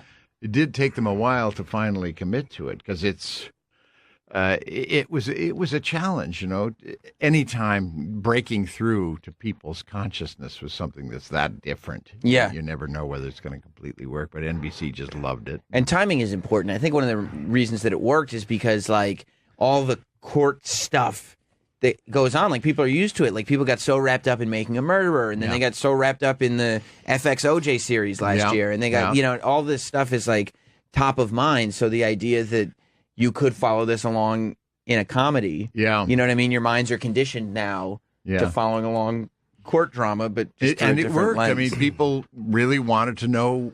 People were stopping me on the street and saying, "Come on, tell me, did you do it?" This I'd never experienced before. Right, especially because it's a comedy, so it's like you'd think that would be an afterthought, but people really are wrapped up in the whodunit part. They're not asking you Churchill questions. We all know how that turned out. That's the nice thing about history. No surprise endings. Yeah. You are finished with The Crown, too. I don't know why it's in the prep sheet that season 2. There's no more for you to do there. I did do a tiny little flashback scene, but I did it over a year ago, I wrapped up my participation in The Crown a year ago in February. So wow, they said the Queen saw it. Somebody got her to one of her sons, I guess, got her to. Prince Edward told her to watch it, and she liked it. She thought a couple of her things were a little dramatized, but overall, they said she really liked it. Well, you know more than I do. I mean, it's one of the whole ideas of the series that royals never tell. You just never know what their lives are like. Right. They certainly don't express opinions to the public. Have you met any of them? I've met Charles on 3 occasions. We might have talked about this last time. I don't remember. My memory is really bad. Did I ask that last time, Sam? I don't remember hearing about it. Okay, so where'd you meet him? Well, I've been in 3 performances where he was in the audience. And at the end, there is a kind of greeting line, and you meet Charles and exchange a few kind of banal sentences with him. What did you say to him? Well, you just let him take the lead. And he'll comment on some completely dull aspect of what he's just seen. They're absolute experts at making inconsequential small talk. Really? Because they're not supposed to have an opinion on any level. They can't have you going and doing an interview and being like, what he really thinks. That's right. You're never going to find him in this chair. Right. Chatting amiably with you about what he really thinks about anything. Did he mention something completely innocuous? Yeah. I remember once there was a big Royal Command performance in Southern California, actually, of the Royal Shakespeare Company. And I went with my wife, and when we met him at intermission, she actually engaged him about Tony Blair. This was long before anybody had heard of Tony Blair over here, but Tony Blair had been in school with Charles, and in fact had been in a play, a Shakespeare play with him. I believe I have this right. And my wife Mary actually had a genuine chat with Charles. Everybody was kind of surprised that he was opening up that much to her. My darling wife is a Montana gal, and very kind of informal and loose. And at a certain point, she smacked him on the shoulder.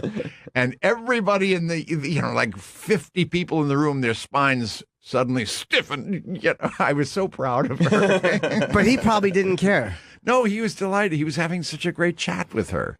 Yeah, well, that never happens. Nobody's ever got the balls to do that. So the fact that it somehow didn't occur to her that it was inappropriate. I talked to someone, I forget who it was, but they worked with Michael Jackson. It might have been Chuck Zito or some guy, and he did something like he grabbed Michael and he hugged him, or it might have been an actor we spoke to, and he goes, everybody was horrified because nobody touches.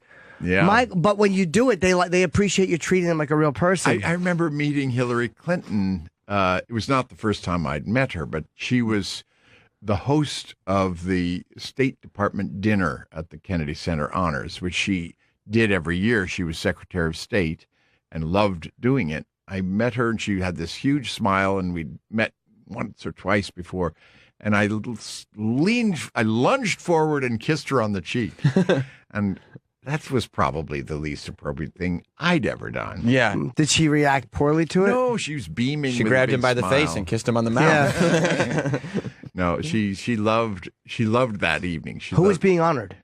Well, it was the 5 or 6 honorees of that year. I think Meryl Streep, Yo-Yo Ma, big heavy hitters in the arts. What's amazing about royalty, though, is that, like you just said, there'll be a meeting line to meet Charles after your performance. Like, Yeah, generally, that's right. like somebody goes to a performance and they get to go back and meet you. Yeah. But after you're done performing, you get to go meet Charles. But it was a big deal. There was another occasion, the big, I think, 150th celebration of the Academy of Music in Philadelphia, and she and Camilla were there, and I met Camilla on that occasion. You get very nervous knowing they're in the audience. You do. Yeah, it's I don't know. Somehow being conscious of anybody in the audience makes it that little bit more intense. But most performers won't admit that. Like, you ask a performer, they're like, "No, I just do. I was going to ask you if they were nervous. I didn't think you." But I'm glad to hear you say that you are. A lot of actors don't like to be told there's anybody in the audience. It's much easier dealing with an audience if it feels completely anonymous. I remember once I was in a play, and a good friend of mine, an actor, Jonathan Pryce from England, was in the audience. Wasn't he in Glengarry Glen Ross? In England, he was. Not here. He wasn't in the film? He was the engineer in Miss Saigon and won the Tony Award for it. He's a marvelous British actor.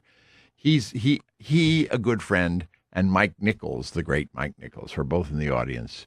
I was so conscious of them out there in the audience that at a certain point I completely went up on my words in the middle of a big argument scene, a big high point intense scene. I was suddenly completely lost. So what did you do? How did you get back to where you're supposed to be? The actor on stage with me, Boyd Gaines, he sort of managed to get me back on track, but it was probably about 6 seconds. It felt like about an hour of total heart attack. And time. your peers, these great actors, are out there watching well, you. all you can think of is your friends watching you. Yeah. Screw the pooch. And you totally forgot the line, or you put the wrong line where you just totally forgot you it. just blanked. Suddenly I didn't know where I was. And there was nothing to do, because what are you going to just go back to the beginning of the scene? Oh, my God. It was probably an intensely dramatic moment. And, in fact, nobody seemed to have noticed it. Yeah, they probably thought it was part of the performance. Yeah, right. That's the best part. One of the best parts about doing radio is that, like, I'll get freaked out like that when I find out certain people have listened to a show, but it's not until after the show's done. Yeah, So I'm like, I didn't realize like you were listening to that, but I'm never conscious of it as it's happening. Yeah. I prefer not to know. I knew De Niro was in the audience one time years ago at the Comedy Cellar, and he was back. They were doing research for something. He's in the back of the room. And I'm on stage, and I was doing a clean set because I think I had Jimmy Kimmel coming up, and I do a joke, and I hear like the ha! It was like the Max Cady laugh from the Cape theater. Fear? Was it Bob De Niro? It was him. Oh God, how glorious! He was in the back, but it was. Is he smoking a cigar? No, but it wouldn't have bothered been too anybody. perfect. But it was his laugh, and then the next joke I tripped on and bombed because I became so aware that he had just laughed out loud. Isn't it amazing the things that happen to your brain? Yeah. Oh, God. Is there anybody that you want to meet that you haven't? Because, I mean, you've met so many people throughout your... You mean in show business? In general, I guess. Oh, I don't know. The people I really get impressed with are fantastic athletes. Really? Yeah. I've still never met LeBron James. That would be a treat. Yeah. Are you a big basketball fan, or do you just like him? Oh, both. I just watched the basketball last night. These guys are superhuman. I'm so bummed out, though, that it looks like LeBron's not going to... I mean, I don't want to jinx it, but it looks like LeBron is not going to get this championship. No, they were so close to it last night. And you want, because I want... Has he gotten one for Cleveland? Yeah. No. He has. Oh, yeah, He did it last year. Yeah. The big... But I want, like, LeBron to be this, like, invincible superhero Jordan level guy, but like there's so many good. We wouldn't be sports fans if things weren't at stake, though. Right, that if you just knew, like, well, LeBron's going to get this one again. Yeah. Yeah, I guess so. But I'm a pro wrestling fan, so I like the good guy to just keep winning and winning and winning and winning and winning. I know the feeling. I don't watch basketball anymore, but he's kind of interesting. I didn't know that the championship was happening until they were down 2-0. I'm like, really? Is that going? Yeah, I haven't paid attention. Two unbelievable teams. Yeah. I mean, it's really great. Do you go to games? Yeah, when I can. You can't get back to meet LeBron? You're John Lithgow. I sat in LeBron's seats in Philadelphia once, but I never got to meet him. Wow. I had gotten to know his one of his team, his entourage, all in the hotel, and they got me in. Did you ever go to Laker? I mean, the first celebrity that was known to really start going was Nicholson going to Laker games. That was the big thing. He would always be. Does he still go or no? Well, I think he does. I'm not sure. But I'm sure I can't imagine a Laker game without him. Would you flip out if you found out LeBron was a Harry and the Hendersons fan? This is the kind of thing I just love. I can't even believe that these guys have even seen me. You know? Really? Yeah. Because, wonderful. I mean, they probably have them grew up all watching of them. Third I know, Rock. sure. They all know. I know. They're all fans. But you're always surprised. Yeah. You get surprised when people you like recognize you. Yeah. Different worlds, Who was the last person that you really you admired that was like, I'm just a big fan of yours? Oh, gosh. Well, I guess Prince Charles. It's very, somehow you don't picture people watching you. Right. I was told that Hillary and Bill were in a deep funk, quite understandably, after the election. This year. They holed up in Chappaqua and binge watched The Crown. Really? I found that very touching. Yeah, you like knowing that people watch you. It's got to be odd, but on your level, I wouldn't think you're shocked by it. But it's kind of encouraging to know that you still get surprised by it. Yeah, too. Yeah. It's I don't know. It's a funny thing throwing it out there. You're in your own little world, or you're in a world with a bunch of other actors, and it's kind of funny to. I mean, you must experience the same thing. There are thousands of people listening to you right now, if not millions, and you don't really think of them. It's just the three of us in a room talking. Especially on an individual. You almost think of like the audience as a group. Yeah. And then when you realize it's individual people who are like, no, I love the show and I listen every day and I'm a person who lives my life that way. And you're like, oh my God. In fact, if you do think about it, it sort of freezes you up. Yeah. You're sort of not yourself. When you go to like a party or there's things, do you have access to everything you want? Like I go to like a big place. There's always an area I can't get into. There's always like, oh, that's where I want to be, and I can't get in. They're like, no, you're a pre-party guy. You're not actually. Yeah. I think absolutely everybody has that experience at some point. Do I really belong here? It's kind of, by the way, this is exactly Beatrice at dinner. Yeah. This movie that opens this week. This is the position that Salma Hayek's character. What is it about? It's about a dinner, as in the title. I play a billionaire real estate developer. This dinner is 3 hugely wealthy men and their 3 wives, 6 people.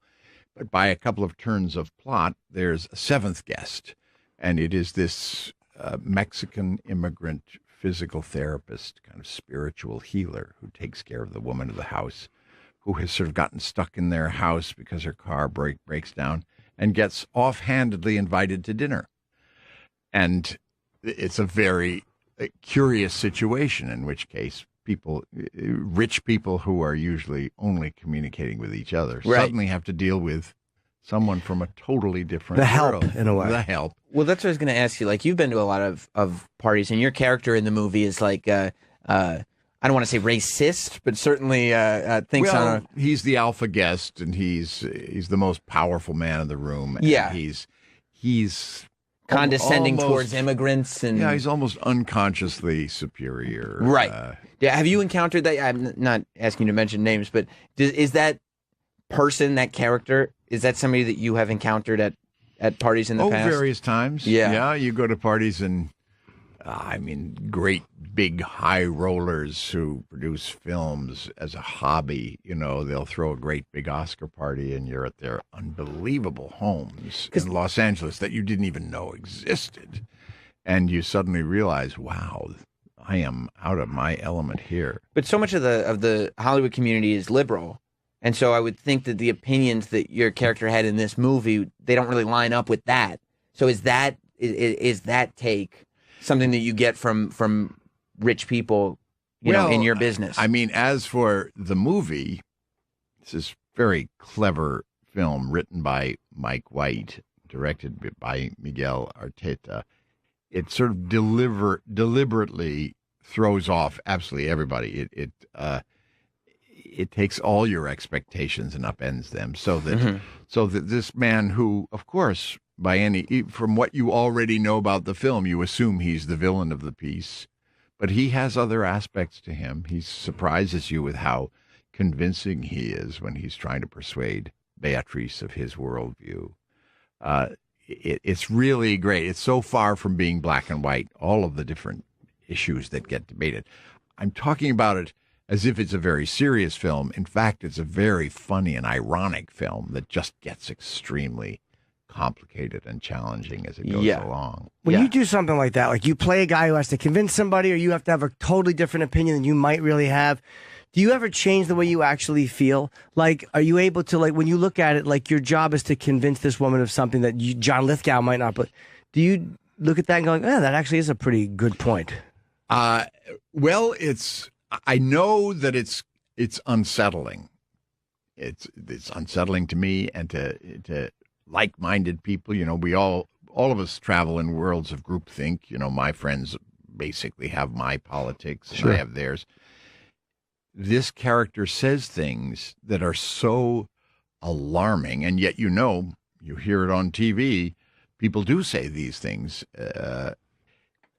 There's a terrific tension.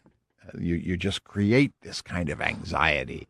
The fact that a man like this will say these things with blithely, as if they're the God's truth. How do you convince yourself when you're saying it to make it believable? Well, you're just play acting, and you know a good script when you see one. You know the impact that a scene like that is going to have, and it's a very complex and ironic impact. And you don't feel comfortable in those parts. I'm surprised to hear that too. Like you said, and you feel out of your element, like with those in the houses, big rich of those parties. Yeah, but everybody does at some point. Because there's always somebody richer, right? Like there's like levels of richness just keep going up and up and up. Yeah, or you know, I go all weak-kneed when I meet hotshot athletes because, oh God, you know, you're sort of breathless with admiration. Who have you met that really kind of stopped you in your tracks? Michael Jordan. You met Michael? Yeah. How did that happen? Well, Phil Jackson is a very good friend of mine, and when he was the coach, of the Bulls, I had a great entree and met all those guys. And there was actually a moment when all the cast of Third Rock from the Sun went to Chicago to do the Oprah show, and I invoked my Phil Jackson privileges and got us all into a Bulls game, and we met them all. In fact, Dennis Rodman gave me his sweaty autographed jersey. Do you still have it? You know, I think it was stolen from my hotel room. Isn't that awful? That's from terrible. the hotel. That's amazing. A game used signed Rodman jersey, and it was a period when he was doing that after every game. Was it a jersey or a dress? It was a very, very sweaty jersey. You know, we could have proved by DNA that it was actually his. But sadly, it disappeared somewhere along the line. Were you surprised to see him in North Korea with Kim Jong-un? Isn't it weird how things work out? You know, this is a crazy world. It really is nuts. That's what I love about acting, the fact that people will do anything. And it exposes you to, like, being an athlete or being an actor exposes you to people that you should never be exposed to. Like, you know, like the fact that Kim Jong-un likes him. Yeah, right. Like, what an odd thing that is. Him and his father were big Bulls fans. Yeah. And they can't get Jordan to come over, and I'm sure they can't get some of the other guys or Pippen. Well, I'll have to find out if he's a Third Rock fan. Well, that's what I was about to say. I'm sure, like, the same, like, level of weirdness happens. Like, there've got to be just Yeah. odd people. They could be the most despicable people on earth, but their escape, Yeah. their one happy place is watching like reruns of Third Rock. There's or a whatever sort it of is. anthropological aspect to acting, going out and just looking at how bizarre people can be. Yeah. Including world-class famous people. Yeah, you're entertaining people, some who are great and some who are terrible. Like that's the Yeah, oh right. my God, Paul Pot's a big fan. You have no control over it. I have a yeah. fan letter from Paul Pot, in fact. Joke. I was ready to hug you. That would have been the greatest thing I've ever heard. Have you gotten weird or obsessive fan mail? I'm sure in the amount of time you've been doing it, you've Sure. in the type of roles you've had to have attracted a couple of I've had crazies. a few. I don't read a lot of it. I have gotten the most wonderful responses from people on for The Crown, for the Winston Churchill performances, that have just come in by email. Like I got an email from Dustin Hoffman out of the blue. Wow. Whom I have met a couple of times in passing, but we're not friends. It just that kind of thing. Really, What did he say to you? Just how much he enjoyed you? He says, it's not easy complimenting another actor, but I just have to. In this case, something like that. Very Dustin. But that makes you pay attention. Not easy complimenting another actor. Do you think that's more like it's hard because it's fairly competitive, or certain guys try not to watch? I think he was making fun of himself and all actors. Oh, I mean, okay. it is we're all prone to envy. There's plenty of people who are doing things I wish I'd got, and I know the opposite is true. Have you auditioned recently, like in the last few years, and not gotten something you've auditioned for? Or you seem to become an offer-only guy. I haven't auditioned in years. I'm lucky that way. Sometimes I have been offered jobs, and I've said, let me come in and work with you on this. Let's audition this for each other. Just because I myself want to know whether I'm doing a workshop in a couple of weeks of a piece of work, which I just want to see whether it works or not. You want to see if you can pull it off and if it feels right. Yeah. Are there times where you'll go like, I don't think I can do this well? Yeah. In those cases, I turn it down. Wow. But, I have to say some of the most interesting things that I've ever done, I mean, interesting for me and big breakthroughs for me, have been bright ideas other people had, which I never would have had for myself. Winston Churchill being one of them. What was, that's not something you would have seen yourself doing? No, I would have been... Who came to you and said, this is really something you should do? The director himself, Stephen Daldry, who's a marvelous director. I'd always wanted to work with him. So it was like, well, if he believes in me and this job, I'm certainly not going to say no. I was scared to death to do it, but I wasn't going to turn it down. When did you get comfortable with the role?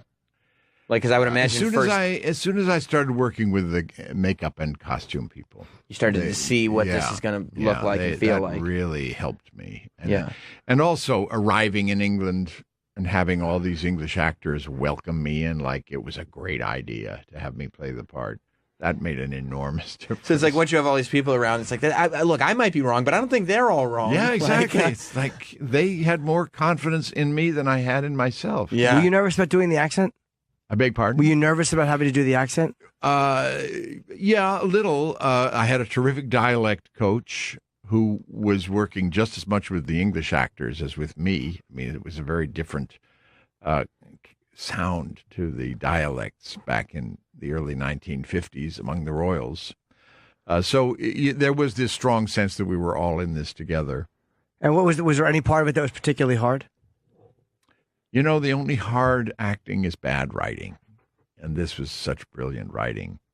Peter Morgan, he wrote to Churchill's contradictions and insecurities, and his old age and his fear of growing old and losing his viability, all these great things that you can grab onto. When a writer is helping you out that much, it's not hard. It's amazing that Prince Philip just stopped doing whatever the royal duty. Yeah. Like literally a few months ago, he was age like 95. 95. He's like, and she's 90, and he's like, I'm done with this crap. He's just sick and tired of shaking people's hands, and so he just kind of. I guess he's retiring. Is that what? That's what, from those duties. Yeah. Which means no more official stuff. Yeah. No more ribbon cutting. So you were saying you were exhausted before because of the just the promotional tour you're on. Is it tougher now? Because I mean, I like what's happened in film in the sense that I don't like that you can't get a regular movie in theaters anymore. That's not like a blockbuster action thing. But I do like that smaller movies have found a way to reach an audience, and that's through small theater release and digital release and things like that. Yeah. Like those are. It's not like it used to be with straight to home video. It's viable and it's real, and you can see great films this way. But is it more difficult to spread the word about a movie like this because you need to reach the audience directly? Like I implore you to find this film. Yeah, it's part of the bargain. You have to pitch in to help raise awareness for particularly an independent film, because they have low budgets for producing the film, but low budgets for promoting them too. Mm-hmm. And you don't get paid much to do the film, and you don't get paid anything to promote it, but you have a tremendous emotional investment, and especially a film like this, which is so fine. The industry is very interesting. Just watching the ebb and flow, the different trends. Studio filmmaking is the franchise business. My last two films were Pitch Perfect 3 and Daddy's Home 2, both out around Christmas time. Good, reliable, sequels to hugely successful films. That's kind of the studio business, not to mention the comic book franchises, which means that independent films are almost a different industry now. And yet they are esteemed even more. I mean, you don't see the franchise films nominated for Oscars except in technical areas. Right. None of the actors are given acting nominations. That has gradually become the purview of very small, independent, and for want of a better word, artistic films. Yeah. Art films with real aspirations. The same aspiration a playwright has, putting a play on off Broadway in New York. This and Beatrice at Dinner is just a perfect example of that. And it comes out tomorrow in select theaters. Where's the list of ways people can find this movie? Well, it's only in New York and L.A. for the first week, and then I think it goes much wider, June 16th or something. Okay, you can Google it. Yeah, and look for it, and it will come out digitally, I'm sure. And that's become like one of my new favorite things to do is like iTunes or whatever it is will pop up with these movies that you've never heard of. You'll see it before you can find it. It's extraordinary the response we've gotten so far. As I say, it's hard for a little movie like this to break through. One thing that is very much in our favor is the current political situation. Right. Suddenly, the movie was made long before this political sea change, but as soon as November came along, the film was all done, but it suddenly was a different film. Yeah, it meant something else. We are back with more Best Of. Jim Norton and Sam Roberts. He has wrestling figures set up in it. It's really irritating. Yeah. And the fact that he has a kid who's eventually going to realize how silly these things are and rip them down is what makes me happy. I'm a wrestling guy too. You are? Yeah. Still? Or like... No, I have the network, but I exclusively watch documentaries on the guys I grew up with. Like, what's your era? Stuff. There's a really good story in his book about him wrestling. Oh, that was bad. I can't believe you remember. I am flattered I told you before I loved your book. Oh, yeah. And we talked about it. I'm constantly flattered. Can you tell them what happened, or it's too long? So in the 90s, during that big boom, the Stone Cold Rock era, I had this friend who I grew up with who... He wound up being a booker for like a low-level league in Jersey. Mm-hmm. And he called me up and he was like, I think you're really funny. And he and I both obsessed over wrestling when we were kids. And he was like, I think you're really funny. Would you want to come be a manager in this league? And I was like, sure. Yes. This is like the dream come true. Like I bought in. I was like, oh my God, my dream is coming true. And he was like, all right, come up with a character and just pitch it to me. And I was like, 19 years old at the time. I was like little. I probably weighed like 130 pounds. I was like sickly and pale. and I got a smoking jacket and a top hat and a cane, and I was like, I'm going to be called White Magic. I'm going to be like a pimp. I'm going to be a pimp, and just like have fun. And so I show up. It was at Seton Hall University in South Orange, New Jersey. I grew up in West Orange, so I'm like, I know exactly how people think here. Like, I know the psychology of how to mess with people. This is like my hometown. Wrestling fans from this area of the world, I know backwards and forwards. So I'm managing this guy named Vicious Vin. It was his first match ever. Oh, good, but he's got your experience. So we're in it together. There's no one to help carry me through this. White Magic is there. We're going up against this guy named Flash Wheeler, who was actually like a pretty well-known indie guy in Jersey at the time. And so they're like, we want this guy Vin to win to start him out right, but so no one's going to buy it because it's his first match. So you have to hit this dude Flash Wheeler with your cane. And this is a dude, he's like big, over 200 pounds muscle. We go in the locker room, and I was in over immediately. I'm like, this is just going to be all like shitty first time guys like me and this dude Vin. I walk in, the Iron Sheik is there, King Kong Bundy is there, Skull Von Crush from EZW is there, Low Key is there, like all these dudes, Ring of Honor guys, like all these dudes where I'm like, oh my God, what is going on? This guy Flash Wheeler, no joke, grabs me, pulls me over to a corner. He's like, they told me you're going to hit me with a cane. I was like, yeah. He's like, all right, look, I'm going to give you a signal. He like shows me this hand motion. He's like, when I do that, you jump up on the ring apron, you hit me with the cane. I'm like, great. And then he goes, but I'm warning you. I have no idea why they're letting you do this. You're not trained for this. This is my fucking career. And if you fuck up and hurt me, I'm going to fuck you up so bad. And I was like, okay. And I'm like shitting my pants, but I'm like, I can't argue with the logic. Sure. It's fair. Of course. Makes sense. So I have that in my head the whole time. I walk out, I'm in this outfit. People just start booing immediately. And I'm like, the bad guys, as a wrestling fan, every wrestling fan likes the bad guys more than the good guys. I'm like, this is the dream. But I start going at them. Like, this guy is yelling at me. I was like, do not make me hit you in front of your fucking kid, you ugly. Like, I'm going at these people. I'm like, why don't you shut up, you trash, you North Jersey trash. Like, just going at it's so fun. They're booing me. I'm like, this is everything I ever want. I just wanted to be Bobby Heenan, Ted DiBiase. That's who I wanted to be. And they're booing. I'm like, this is working. And then the match goes. The match is terrible. This nervous kid is messing up. Oh, God. And Flash gives me the signal. And as soon as I'm like, oh shit, this is real. Like, here comes the real part. Like, all the joy of, I'm getting them going, I'm getting them mad, goes away. And all I have in my head is him going like, don't you fuck me up, don't fuck up my career. Yeah, of course. And I jump up on the ring apron. He goes across, bounces off the ropes, comes towards me, and I'm supposed to hit him with the cane. And I just am like, don't hurt him, don't go too big, don't hurt this guy. So I take the cane and just like daintily tap him. Like it's a wand. Yeah. Like I'm like, you're putting a spell on it. Yeah, like he's like bibbidi bobbidi boo. Like it's time for the orchestra to begin. You know what I mean? Like, and he just looks. I see him doing this look, and then he's a professional, so he has to go down and and it's miserable.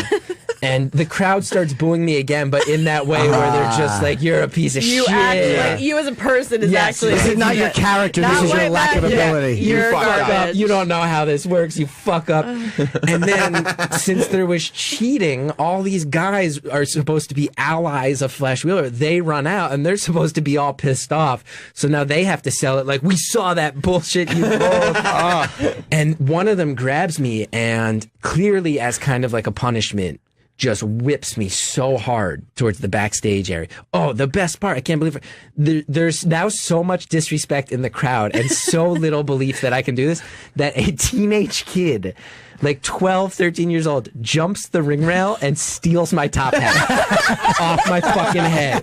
And fuck you. Earlier I had all these great comebacks and everything, and all I can think to say when this kid steals my top hat, I just go straight up, I go, hey, I need that. That's all I can think of to say. More boos rained down. They whipped me towards the backstage area, and I'm not kidding. It was not set up with a locker room. This area didn't have a locker room, so they had set up these they set up these freestanding walls with these curtains connecting them, maybe 10 feet high, and it's just like they block off this corner. I hit this thing face and chest first so hard, I concussion level confused. And I'm not bullshitting, the thing fucking tips. You see it tip, and just go down. Like the curtain and the rods and whatever. The wall. Oh, the wall. There were like these 3 freestanding wall sections they set up connected with curtains. Like they rented these things to cordon off this area. The thing goes down, pulls down the curtains with it. So all of a sudden you can see the backstage area. All these wrestlers jump up and are fucking like furious. And I will never forget just the icy cold stare of a 2/3 naked King Kong Bundy. Just King Kong Bundy looking me in the eye like, You're fucking... garbage. And then I know that feeling. I hang out with Bob Kelly. And then Skull... Do you remember Skull Von Crush? Absolutely. He grabbed me. His gimmick was that he was a Nazi. That was his... gimmick. That was his thing. Skull Von Crush. That's Anthony's thing. He grabbed me and was like, "You piece of shit! You ruined this whole thing. Fuck you!" And I honestly ran out of the place. King Kong Bundy went out there. He's so big that when he got slammed, it set off the fire alarm. And I used it as an opportunity. I was like, "Fuck this! I'm out of here!" Failed. And just ran to my car. And my brother, who had come, also we hadn't talked about it. He bursts out another door and runs towards our car. I was like, "How'd you know?" He's like, "We gotta get out of here." And he had my top hat. I was like, "You got it." Yeah. I was like, "How'd you get it?" He was like, "It was a kid." This has been the best of Jim Norton and Sam Roberts. Hear the show live Monday through Friday at 8 a.m. to 11 a.m. Eastern. Or listen anytime on your phone with the SiriusXM app.